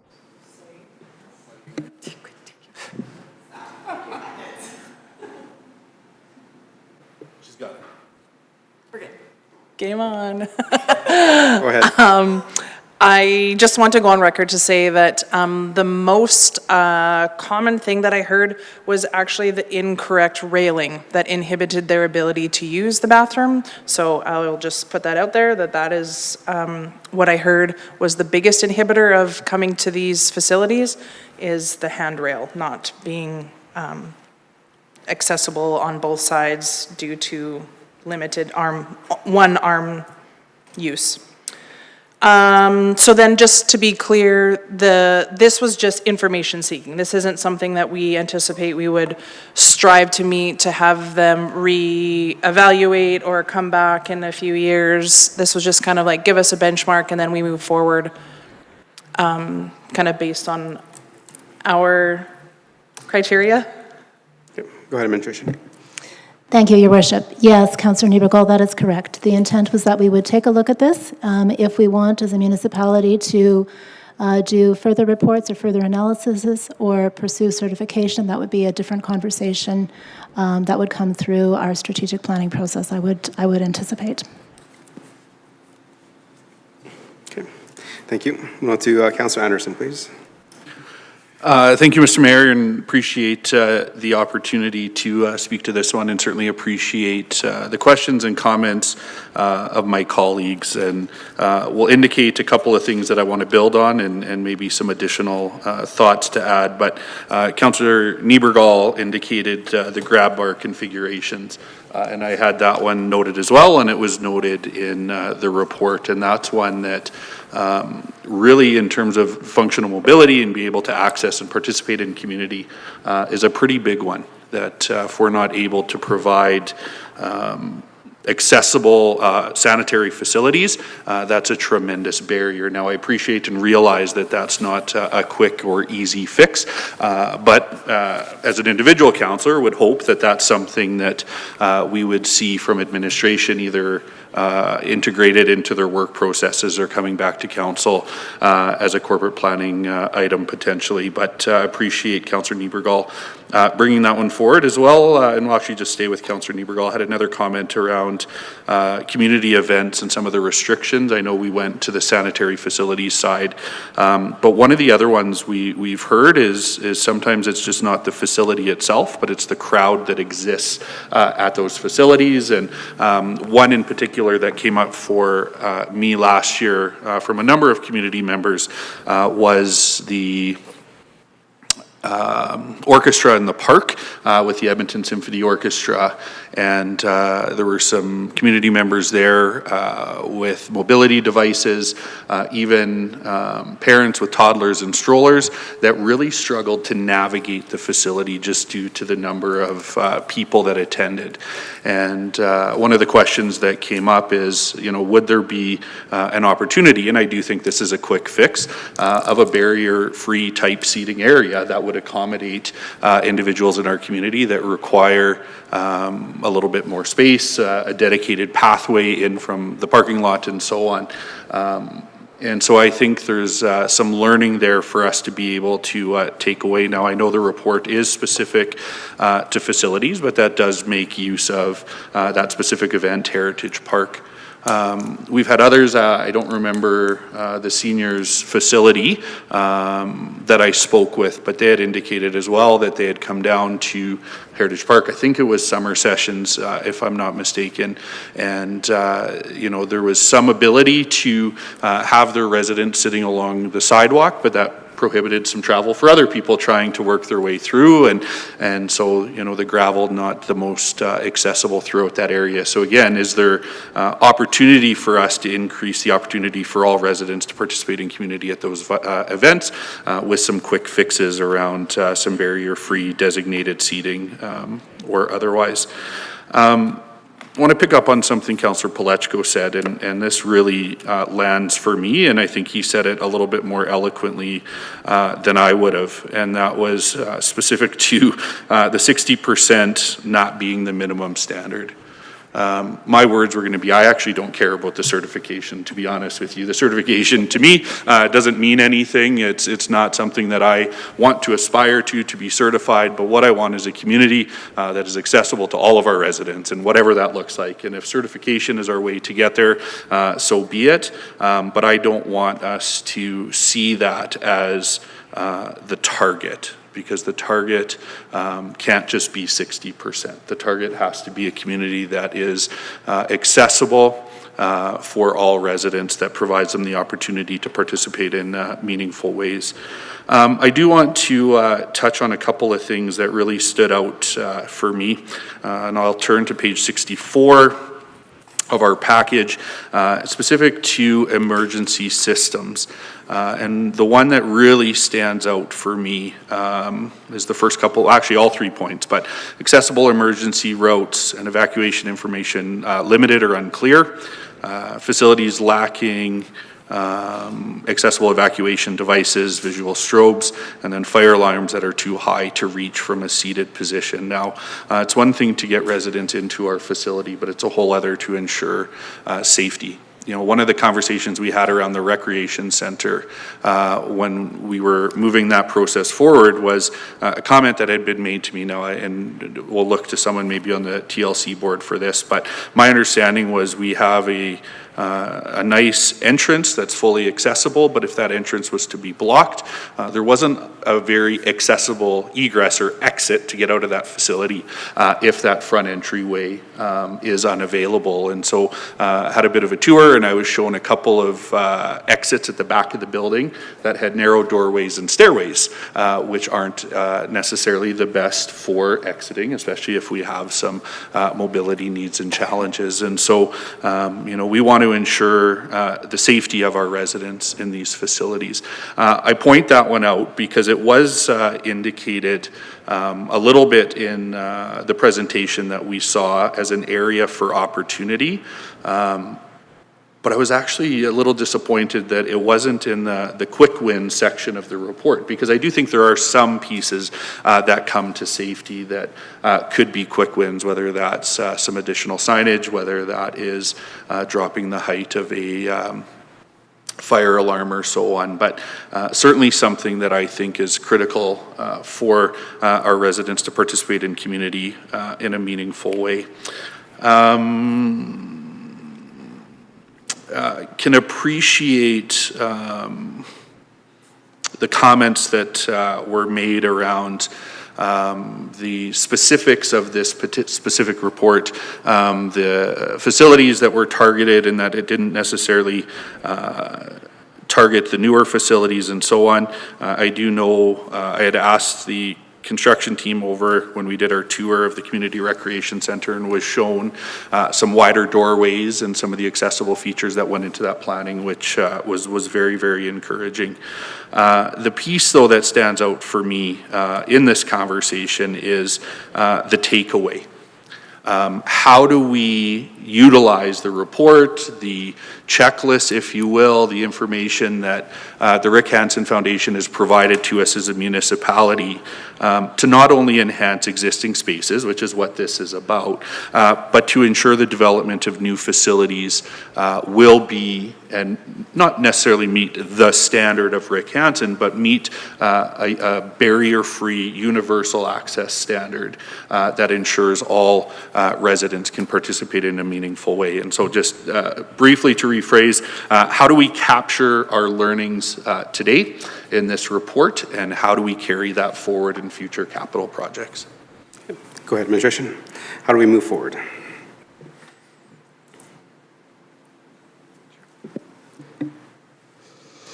Thank you, Your Worship. Through you to Councillor Anderson and the rest of Council.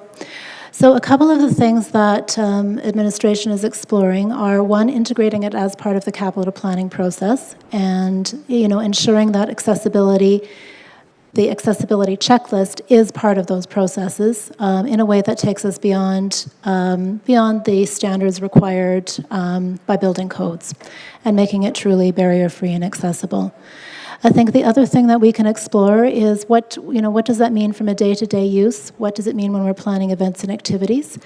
And this, while I think administration, we do take into consideration how do we make our events as accessible as possible. This adds an added layer of consideration that we can take and give. It gives added profile as we're thinking through what the event looks like, the spaces that we host events in, how we welcome people. One of the areas that stood out for me in looking at the report and hearing the updates from the Rick Hansen Foundation team members, something as simple as being able to share with people who use our spaces, whether they're our residents, whether they're facilitators, whether they're people who book and pay for space, is simply what does the facility include and what does it have to offer. And so being really clear up front and being able to share where the accessible parking spaces are, where the best door to use might be, where the washrooms are located. And that allows users to plan their journey better. That piece of information sharing is critically important for persons with disabilities when they're trying to use the space, because sometimes they will use that to make their decision as to whether or not they can participate, how they'll participate, perhaps what other supports they might need to bring along with them, or other questions that they can ask facility staff or event staff. And so I think this is the start of a journey. This is the start of building on what we've believed for a long time, is that Stony Plain does care about ensuring that we're accessible, and this gives us a new lever and a new tool in our administrative toolbox in order to make sure that we're giving due consideration to accessibility needs. And if I may, just some quick follow-up, but I really appreciate the general manager's comments about the building code. And I know I've spoken about this before, but our building code sets out that minimum standard. And Councillor Palechko so eloquently reminded us that that's the minimum standard, and that's not the target that we're aspiring to. And the indication that there may be some opportunity here to assess and evaluate what elements of the accessibility checklist that's been provided to us can form part of our new norm moving forward, I think is an important step for us as an organization. Two things that I really want to take away from this that have been presented by staff, and certainly I'm excited that we're taking the next step in our accessibility journey. I certainly appreciate, we heard from the general manager that we have always valued every resident in our community, but there are some additional steps that we can be very intentional with.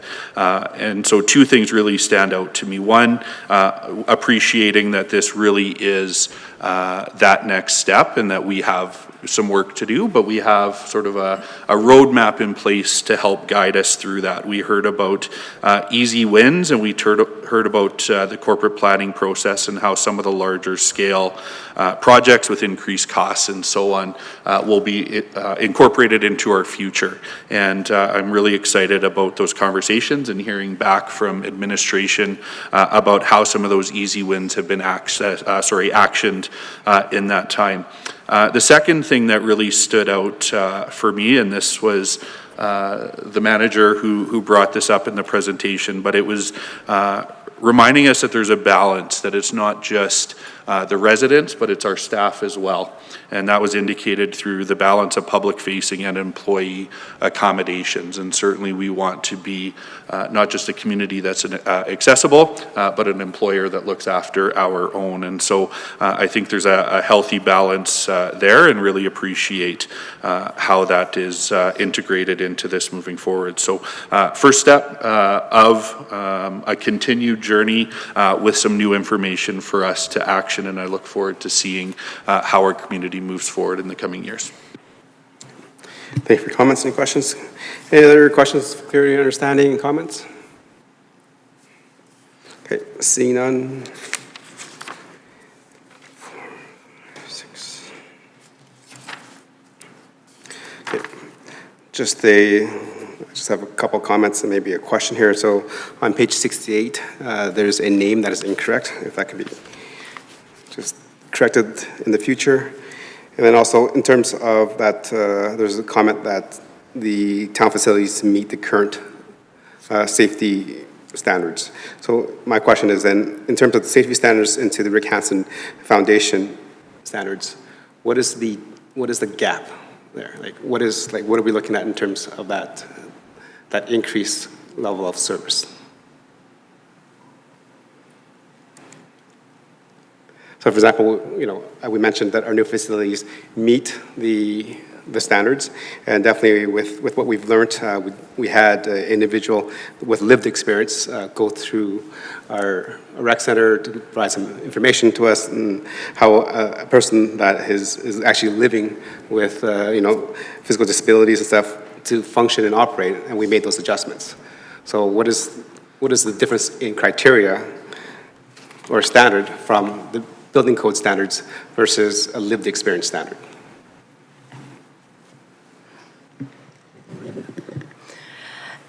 Your Worship, through you into the rest of council. So I don't have a complete answer for you. When we look, and I won't even touch on building code standards because it is so far out of the realm of community and social development, and I will look to my colleague in planning and infrastructure to provide that if it's needed. The difference, as I understand, through the conversations that we've had with the Rick Hansen accessibility team, is that the building code provides the minimum standard for the construction of things. What Rick Hansen is looking at, what the Rick Hansen Accessibility Foundation looks at is how people move through the space, how they use the space, what it is that they need in order to be able to access all of the amenities of the space. And that includes things like the signage levels, the tactile ability for finding the edge of the staircase, the little, in my brain it's calling it a rumble strip, but the spot that allows people to access it with varying degrees of mobility and vision and everything. It's a more comprehensive approach that takes into consideration sort of the whole person's interaction with the space rather than simply the physical design of the space. And so it's looking at it from the variety of ways that people might come in and use the space. Through your worship to council, I'll just add to my colleague's answer. So building code, connecting building code to the Rick Hansen Foundation accessibility requirements is not necessarily a straight line. So as was mentioned by a couple of councilors tonight, building code is the minimum legal requirement.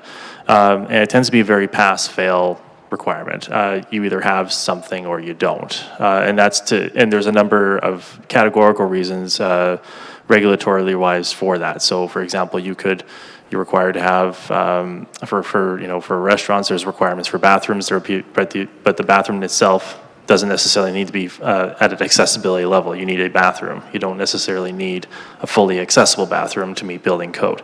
However, businesses that can afford and can see how their clientele is working or using the space and the kind of and the feedback they hear from their clientele may choose to enhance that. Now that gets into more of a points-based system. I'm picking this particular example at random, and there's many of them that I could focus in on. It tends, as we've seen tonight, the Rick Hansen Foundation tends to be a point-based system, and as the general manager noted, it's a review of how people are using the space or intending to use the space, and how that experience can be made better. Something I'll add to the discussion is, and it was noted tonight, is these requirements are ever changing. I believe our acting town manager noted what was accessible 2 years ago was maybe now a more minimum standard, and now we're changing. When we do new buildings, major tenant improvements, which would be major renovations, we do rely on the feedback of our experts that we hire. So those could be everything from contractors to our for major buildings, our architects, to take these criteria and desires that we hear from council and these reports and with as much practicality and ability apply them so that the spaces are representative in the ways that we're intending to use them for the public. So there is a bit of nuance between the application. At the same time, connecting this straight to building code is not a straight line.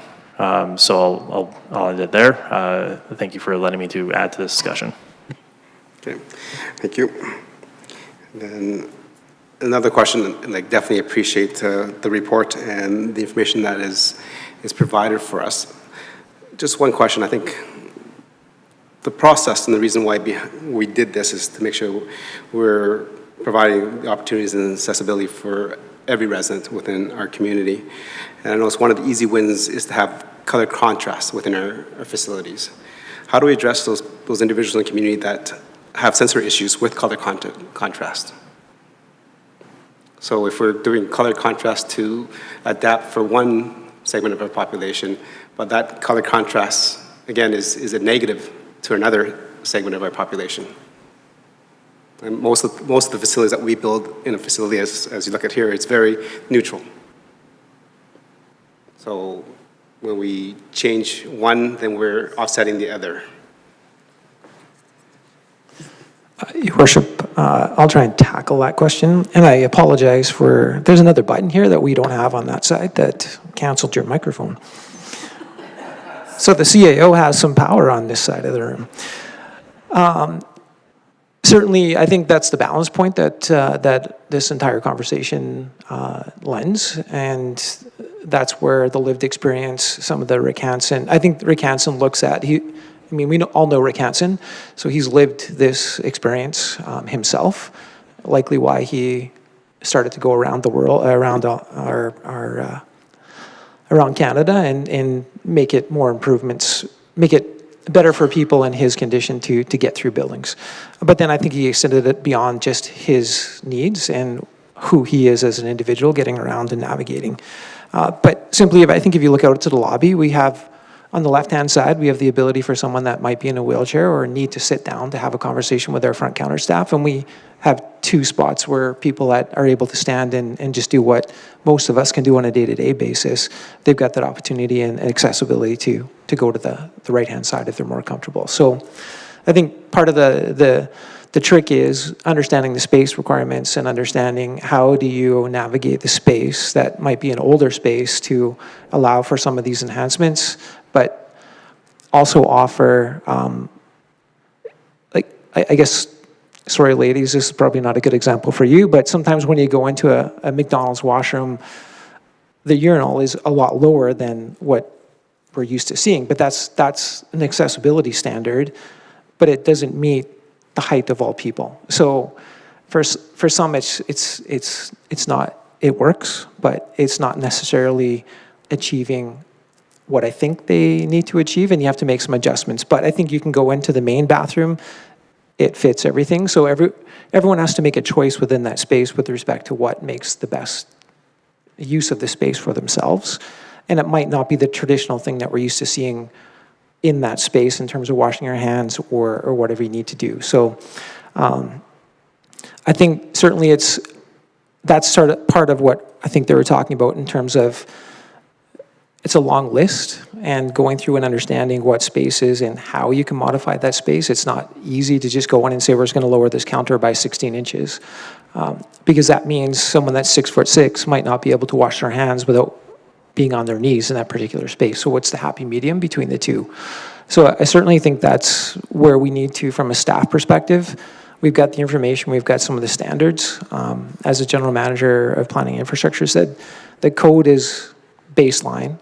I think we've started a process with the rec facility and other facilities built in the immediate now, being reviewed prior to us having the building finished. That allows us to have some of those things in play on opening day. And I think we'll continue that trend as we move forward. Tricky part is Glen Hall Arena, as an example. The dressing rooms are small. They were built in 50 years ago. They're block wall. How do you manipulate and change a block wall building to facilitate? So that's where we have to think a little bit outside the box, and it might mean we have to build something new that bolts onto the arena to accommodate that level of player coming into our facility. So a little bit of thought and ingenuity that has to, and innovation that has to come to probably solving 100% of the list. But as the staff on the other side of the room have articulated, there's some quick wins that certainly we can look at, and likely those quick wins are bumps that incrementally get you to that 80%. Without having someone come back and look at it, I think the list is going to provide an overall improvement of our community, and at some point down the road, if we want to make sure that we need another benchmark, we can certainly do that. But I think the balance point is, what can we do? How possible is it to do in that building? And do we have to think outside of the box of the physical space that we're talking about versus do we have to do something different? I guess an example of that might be over at the pool where we built the change rooms on the outside of the building. So those have more accessibility to them. So the ability for us to say, if you need to have a more accessible space, not ideal, but you can certainly go out and utilize that space and come back into the pool and utilize that space. So I think we are trying our best to ensure that we're implementing a lot of accessibility into our current buildings and new buildings. But again, it's going to take some thought from not just the maintenance staff, but all departments to ensure that those coming to our events, those from a social aspect and those from a maintenance aspect all those pieces are coming together in order to achieve what we've got in the report and moving forward.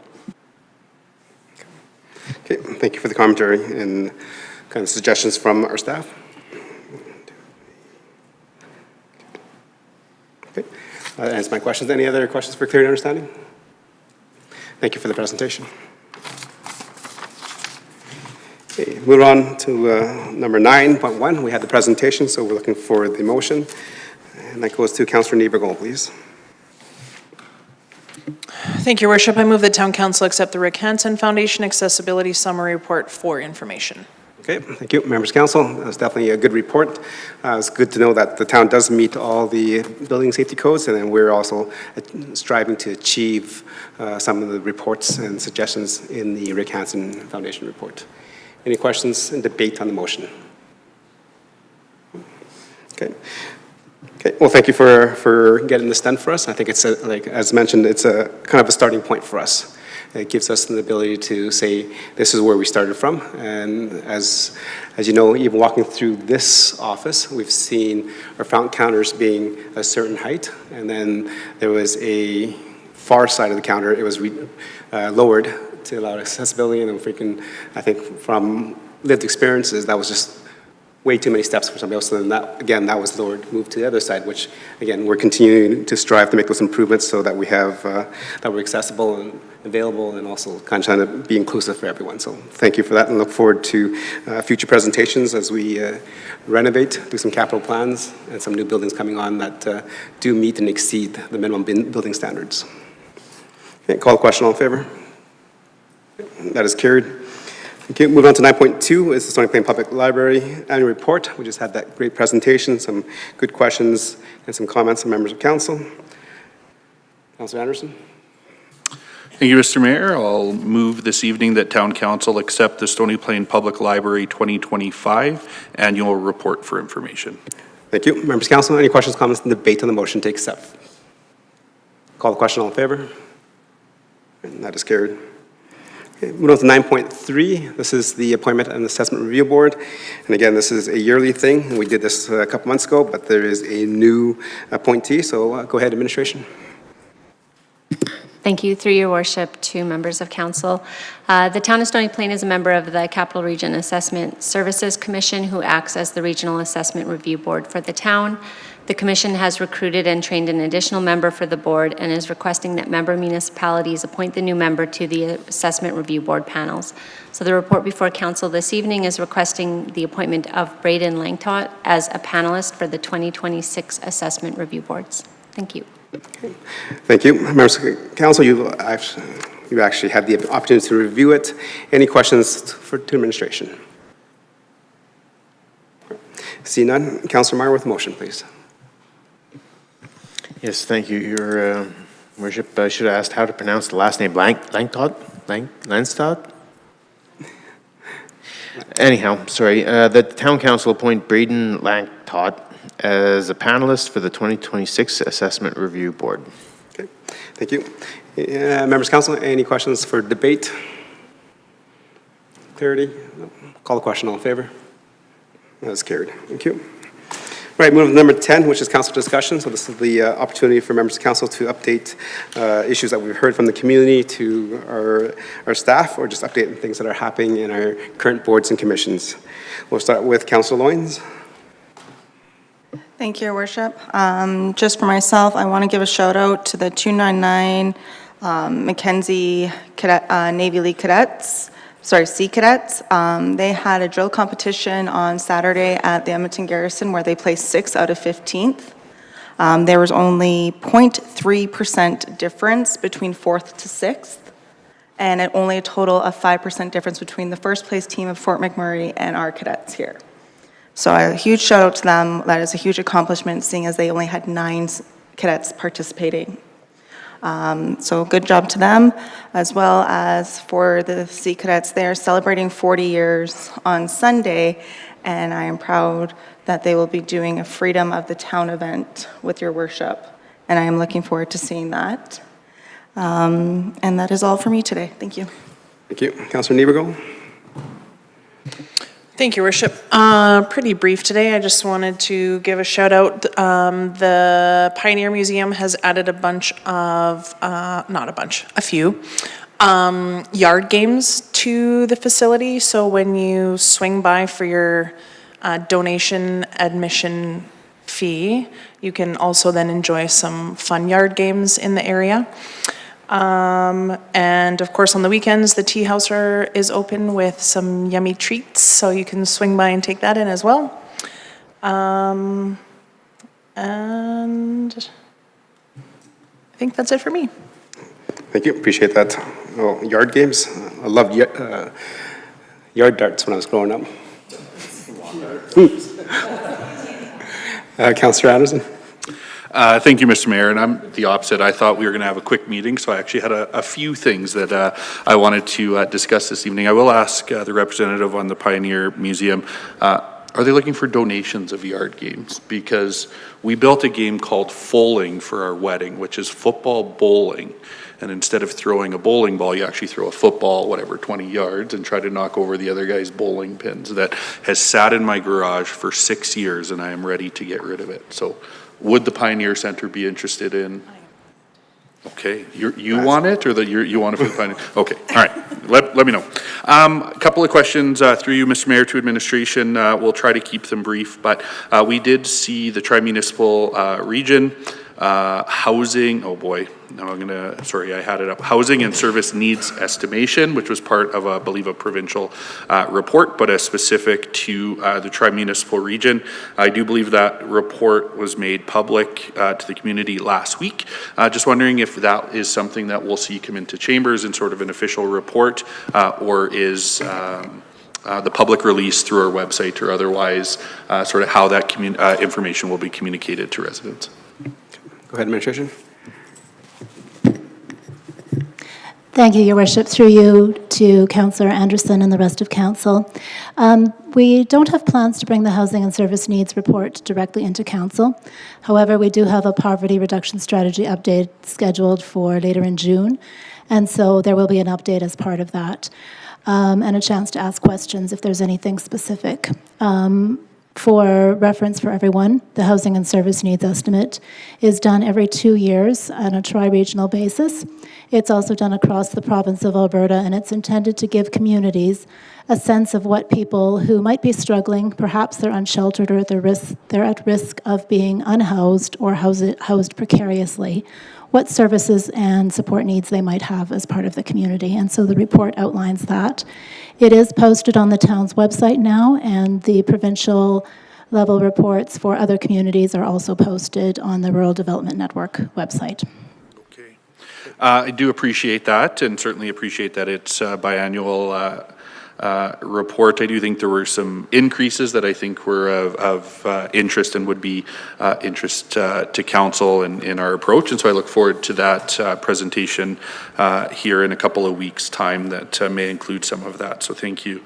Wanted to follow up on an email from the manager, or acting town manager, I guess, but emailed as the manager of Community and Protective Services, specific to a couple of amenities at our outdoor pool, and that was the wading pool and spray park. I think the indication was both of those amenities were expected to be open last week after some final approvals from Alberta Health. Just looking for an update. Are we up and running in our spray park and wading pool?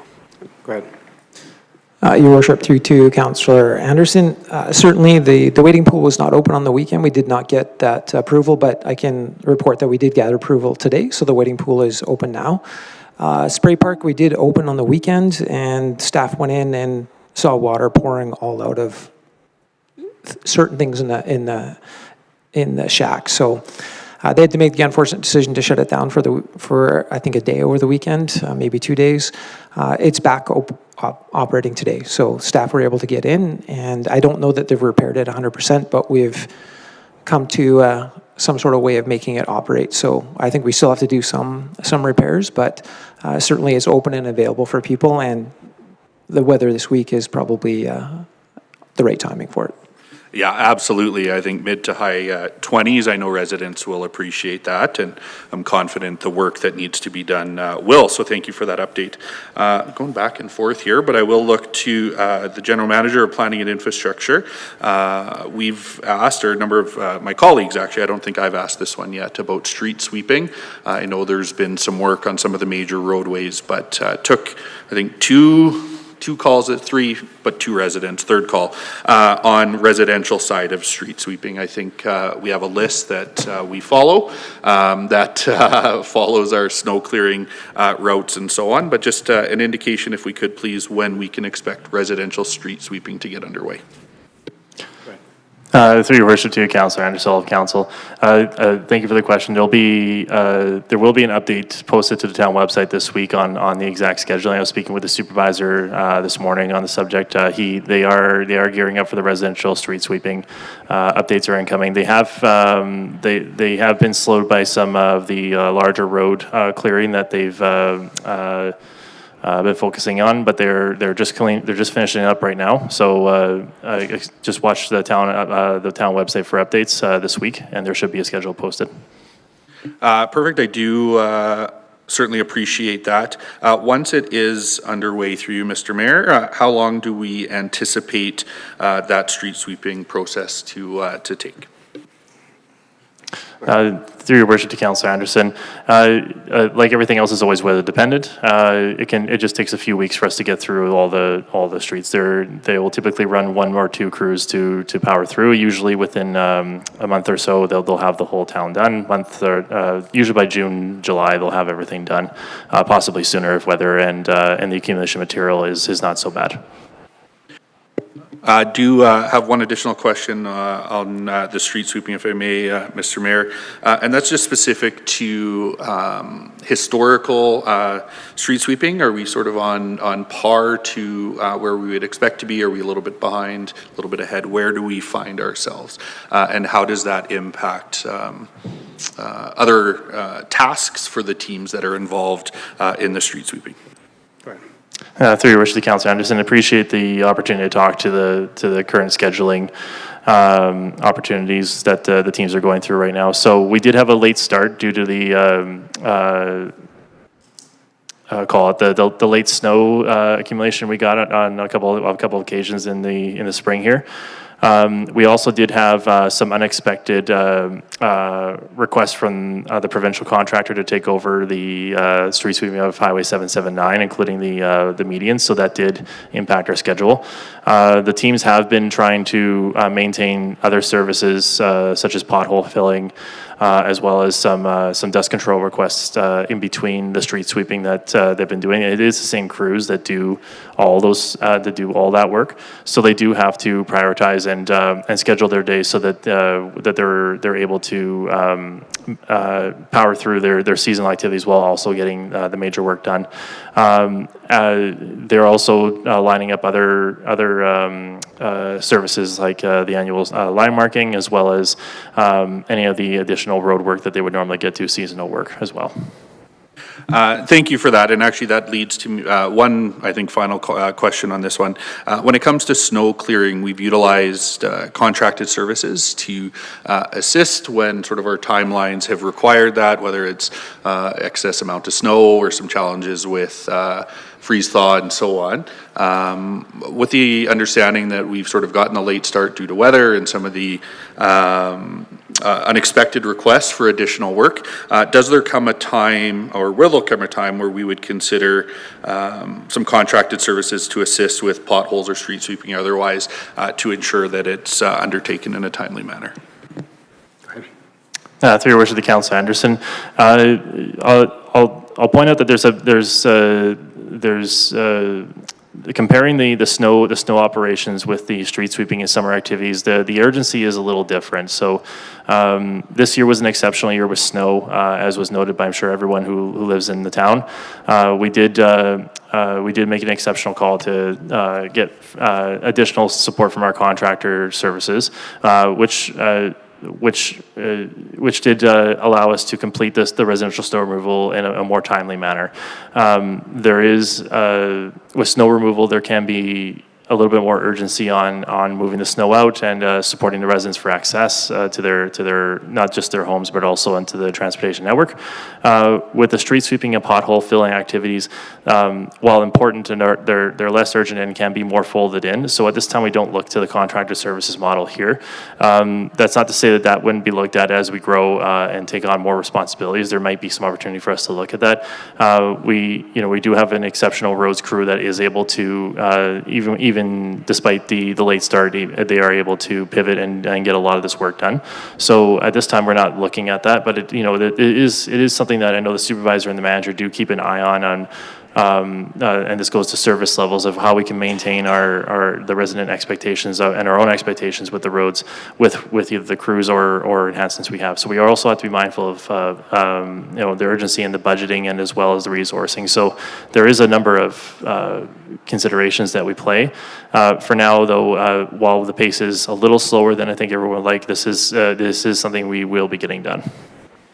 And thank you for that. And I did suggest that was my last question on that one. So I'm going to state this as a comment, but we do see sort of a snow removal and service level report, and I just wonder what that might look like when it comes to the spring service as well, if that's something that might be valuable, but I'll leave that as a comment. I do want to end with some gratitude, and had the privilege along with, I think, Deputy Mayor Laurie represented the mayor, and Councillor Meyer was there, and we had the privilege of observing, I don't know if you'd call it the graduation, but the ceremony recognizing the participants in the Inspired to Lead program. And, certainly the program's designed to inspire residents to take ownership and leadership opportunities in their community. But I would suggest that I actually left incredibly inspired by the initiatives that were suggested, the feedback that was provided about the program. Was thrilled to hear that there's another iteration coming down. I think registration opens July for October start. But so many amazing people from our community. I think the majority were Stony Plain, if I'm not mistaken. There were a couple from Parkland and Spruce Grove, but incredible vision for ways that our community continue to move forward. A quote that came up that was actually shared a couple of times was this idea that a small group of thoughtful, committed citizens can change the world. And that was something that was echoed for me, even just listening to our library staff, how they're a small but mighty group, and they do amazing work in our community. And so tremendous privilege to hear from our Inspired to Lead and to hear from our library folks, just incredible work that they do in the town of Stony Plain. Thank you, Councilor Anderson. Just going to just piggyback on your questions regarding street sweeping. I think in one of those quarterly reports that we had, one of our quarterly reports, it was also mentioned that we've used twice as much sand as we normally in a year. So how does that affect the ability to clean? Because I think definitely, I don't know, is it just the same to clean, 1 pound of sand versus 2 pounds of sand on the same spot? Through your worship, to all the council, thank you for the question. I was alluding to that in my previous answer, that it depends on the total accumulation of sand and as well as the weather. So if there's more sand out there, the street sweepers will take more time. So usually what will happen is if there's a reasonable amount of sand, that they might be able to do it in 1 or 2 passes. However, with the sweeper, however, they might have to do multiple passes, so that will increase their time on that particular roadway, which will slow them down. It will also mean that they will have to clean out the machines more often. So their overall time will be affected by the total amount of sand that's on the road. You're correct in citing that we did use a lot more sand this year than in previous years. So it has to go somewhere. It's on the streets right now. We would have saw that last week when the crews were moving them off of the medians onto the roads and trying to accumulate that. So that's what I was giving a bit of context on the ranges. If it rains, they can't street sweep. If there's a larger accumulation of the piles, they will have to go a couple times to make sure it's complete. They will get it done though. Okay, I appreciate it, and just share some feedback from a couple of residents that have reached out to me. Is they definitely appreciate what the town is doing in terms of clearing the side streets, the side of the streets off before they street cleared. I think Councilor Pletchko mentioned that a couple weeks ago. We didn't see that last couple of years, and we started to see it again this year, so which again add a level of service to make sure that the streets and also the roads and the green space between the sidewalks and pathways are also clean as well, not just full of sand. So, thank you. Councilor Meyer. Thank you, Your Worship. So I had street sweeping on my list of things to talk to, so I don't want to belabor the point too much. I'm going to just take a line from Councillor Niebergall, and I want to be on record. Okay. Thank you. No, just not to challenge the general or the manager. When you said that there is not an urgency like and I do appreciate what you mean by that, but I would challenge you to say, well, actually we have Farmers' Days, and I do recall last year after Farmers' Days a number of councillors making comment about sort of the condition of our streets at that time. And so I would just be on record saying maybe there is some urgency there to have that done when we want to showcase our community. So that was one thing. Thank you also for pointing out the Inspired to Lead. I took that in. That was a wonderful event, and I had a great opportunity to speak with a number of the participants in that program, and I look forward to some of the projects that they spoke about that they intend to do. So that's been a long time, sort of different iterations of sort of that idea, and so I feel like we are finally getting to where that may bear some fruit for the community, and that's wonderful. Also, just want to highlight Kick-Ass Caramels had their grand, was it a reopening or just highlight their expanded? It was a business tour for me. Oh, it was just a business tour. Well, that's okay. We still like Kick-Ass Caramels. It was entertaining all the same. Grand opening is in July. Oh, okay. In July. And then I would just going to an email from the town manager regarding the High Park transmission line. I'm curious if the manager of planning and infrastructure could, the town manager had mentioned that there may be some low-key celebration or tour or something that might be offered. Sorry? It's not low-key. Oh, it's not low-key. Oh, okay. Well, I think we should. I know everybody likes to downplay the infrastructure things as not important or not newsworthy, but I think they are, and so I'm looking forward to that. So if the town or if the manager had anything to mention on that, that'd be wonderful. Yeah, go ahead. Through your worship to Councillor Meyer, all council. You stole my thunder a little bit. We haven't set any dates on that yet. It is something we're planning, but appreciate the low-key nod for us to get the news out there. So we are looking at some informal ways to let residents have some, I guess, a peek into how these facilities work. We did do one last year at the High Park facility. A couple of councillors attended. We did have a reasonably good turnout. A double-digit number of people came around. So we're looking to do that for both facilities, the Meridian and the High Park. It's just what's holding us up right now is just trying to honestly just get everyone scheduled so that I can make sure that the facilities have availability. We have some signage out, and we can get some proper notifications before the summer. Thank you. I look forward to that. Thank you. Councillor Pletchko. Thank you, Your Worship. I just wanted to comment on the Build Edmonton. We had the chance, myself, and Councillor Loynes go to it. It was a great presentation. It was nice to see some of our staff taking it in. Great experience for you guys to see what's coming and what's new. They talked a little bit about red tape reduction, and we all kind of giggled at that.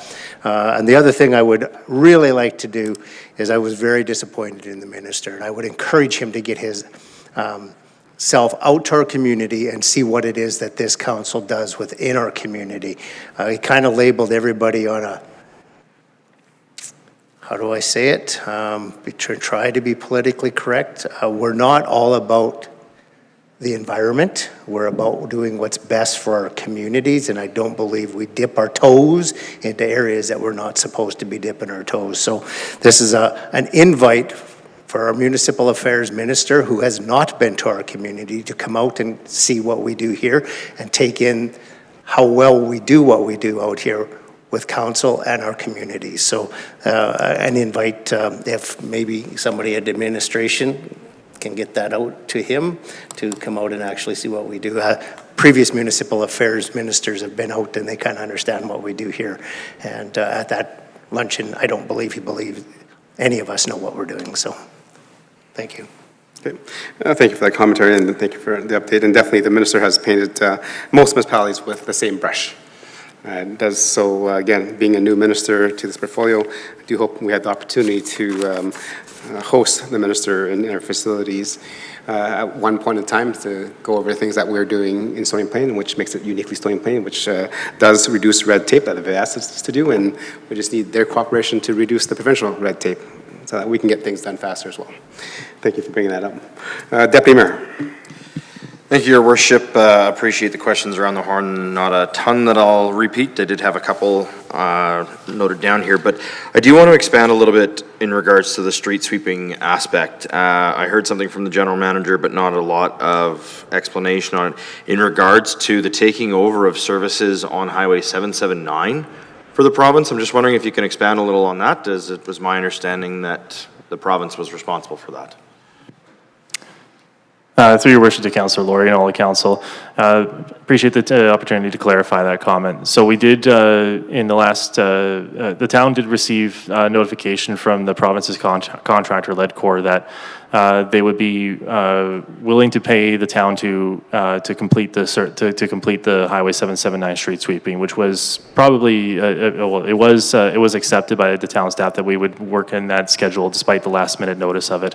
However, it came with an additional comment that, or I guess qualification, that they would not be paying for the median street sweeping, as the province has directed them to not do that service anymore.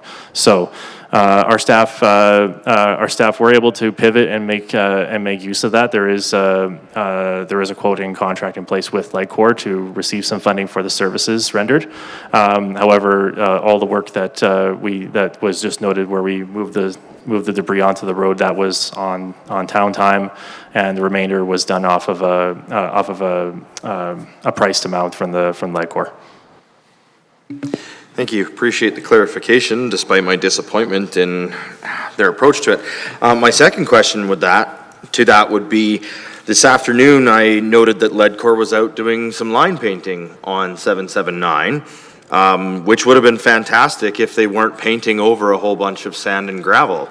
So what is the communication and coordination with the province and their various contractors and our crews and our contractors so that this work is being done in lockstep to make the most value out of it?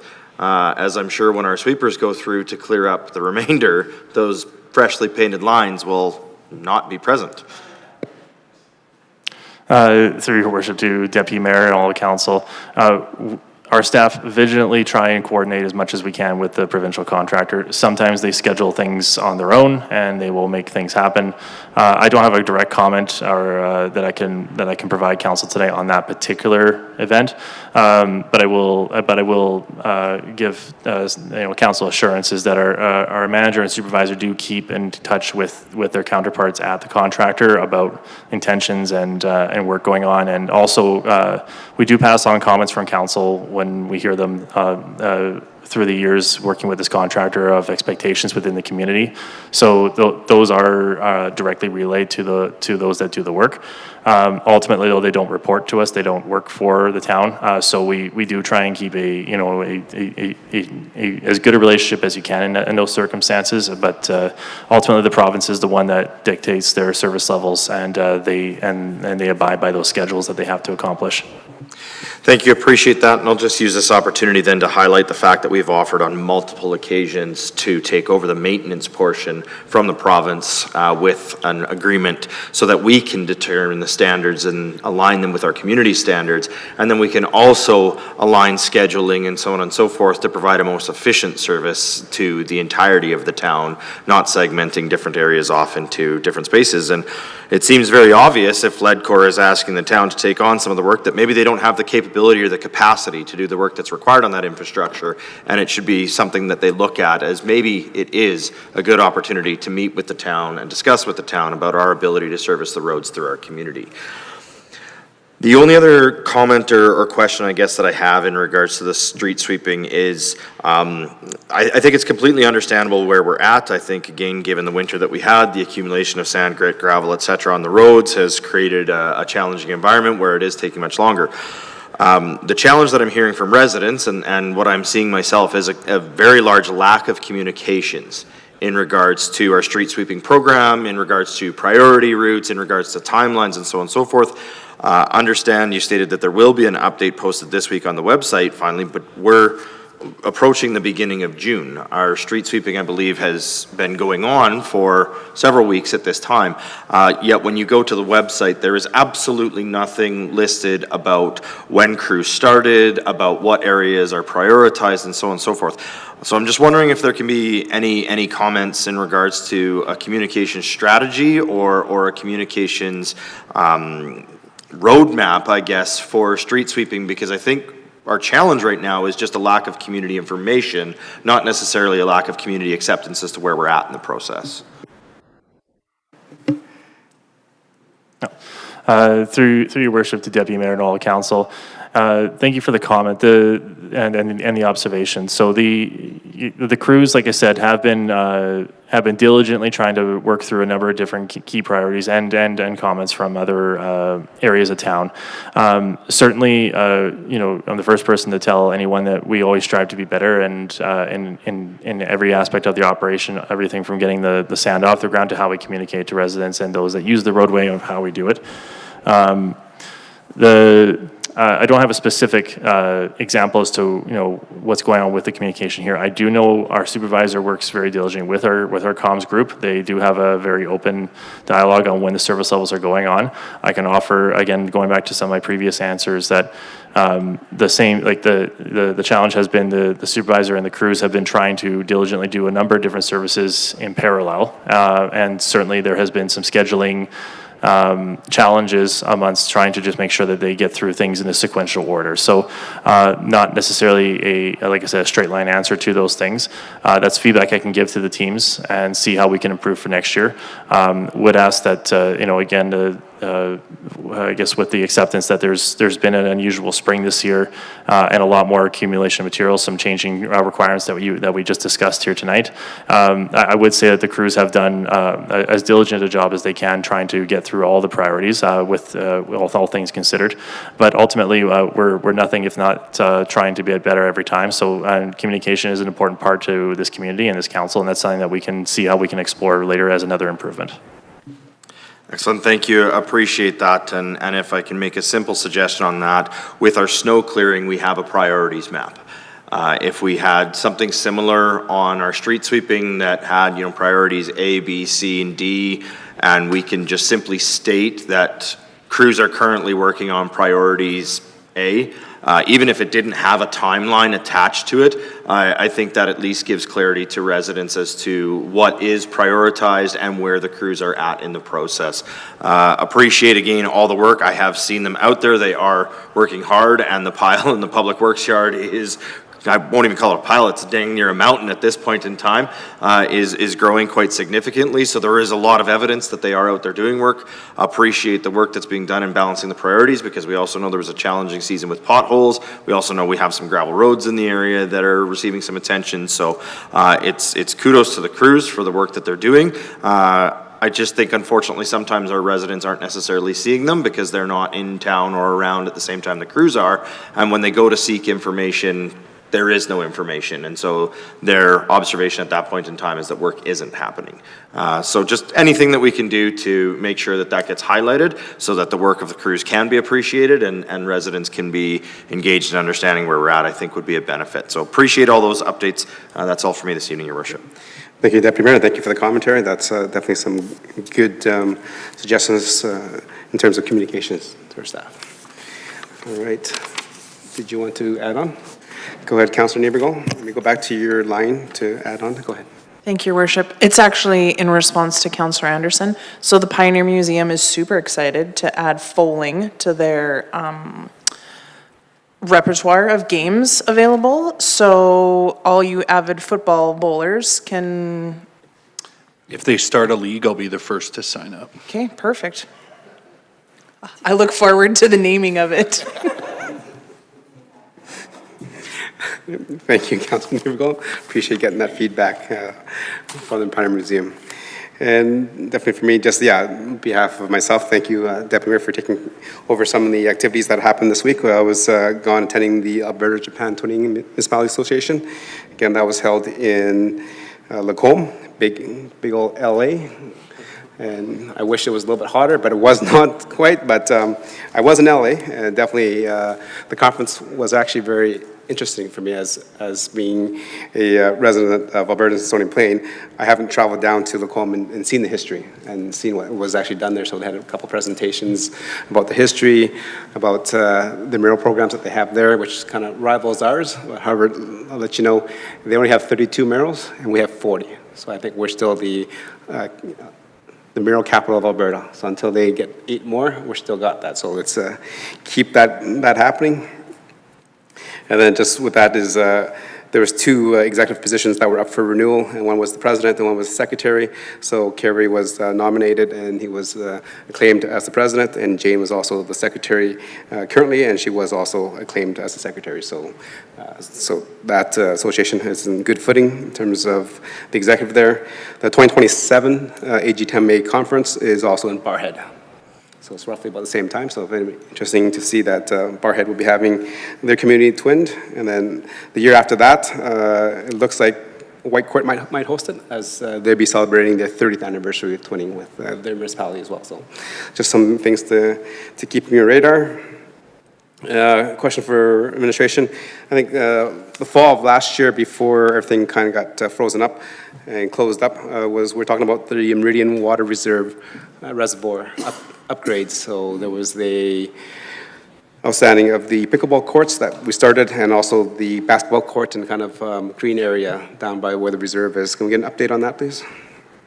Thank you, Your Worship. You're correct. So we are finishing up the final phases of the Meridian Reservoir project, which includes not just the improvements to the reservoir itself, but also the pertinent recreation infrastructure that has been and social infrastructure that has been installed, that was being installed towards late last year. The pickleball courts were majority complete just by the pool in Old Town. Those were very recently. They had their line markings done. So just waiting on some final details for that to be done, and should be some news about them being open in the next week or so. Stay tuned for that. As for the social infrastructure over at Meridian, the contractor is out there right now. I believe they poured concrete last week for some outdoor improvement locations out there. I don't have a scheduling update from that one, but they are currently working on it. So once I have some firm dates of when those might be completed, I'll be forwarding those off to council. Okay, thank you. Looking forward to that update.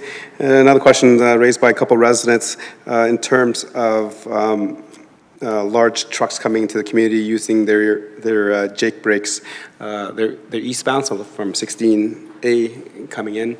So usually they can, around the overpass area, as they're just passing it, they start using their Jake brakes, which causes a lot of noise to the residents in St. Andrews. So I got 2 calls from them.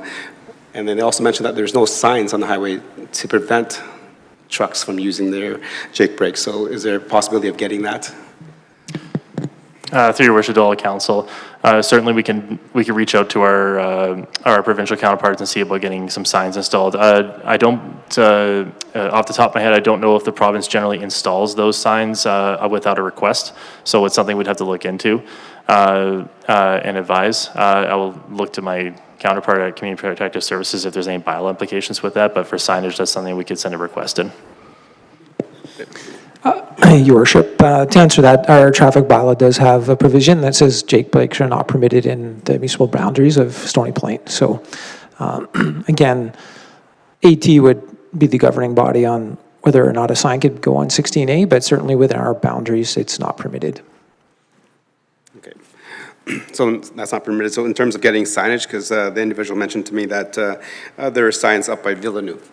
So that's a provincial highway, and there's signs around the Villeneuve area. So do we put them up, or do we just ask the provincial government and hope that they put it up? Through your worship, we'd have to have that dialogue with the province or their contractor or both about how to execute that. Generally, the province prefers to put up their own signs, but again, that would be a question that we would put to them. Okay, thank you. We'll look forward to kind of the response from the province on that. Okay, and with that, that's all my updates for you. So that closes council discussion. So moving on to number 11, which is a closed meeting. We have nothing scheduled tonight. So moving on to number 12, which is adjournment. So with that, thank you, administration, for providing the reports, and thank you, members of council, for reading your packages and bringing your questions for clarity and understanding, and so that we as a council have a better understanding and knowledge of what we're dealing with. So with that, we are adjourned. Okay.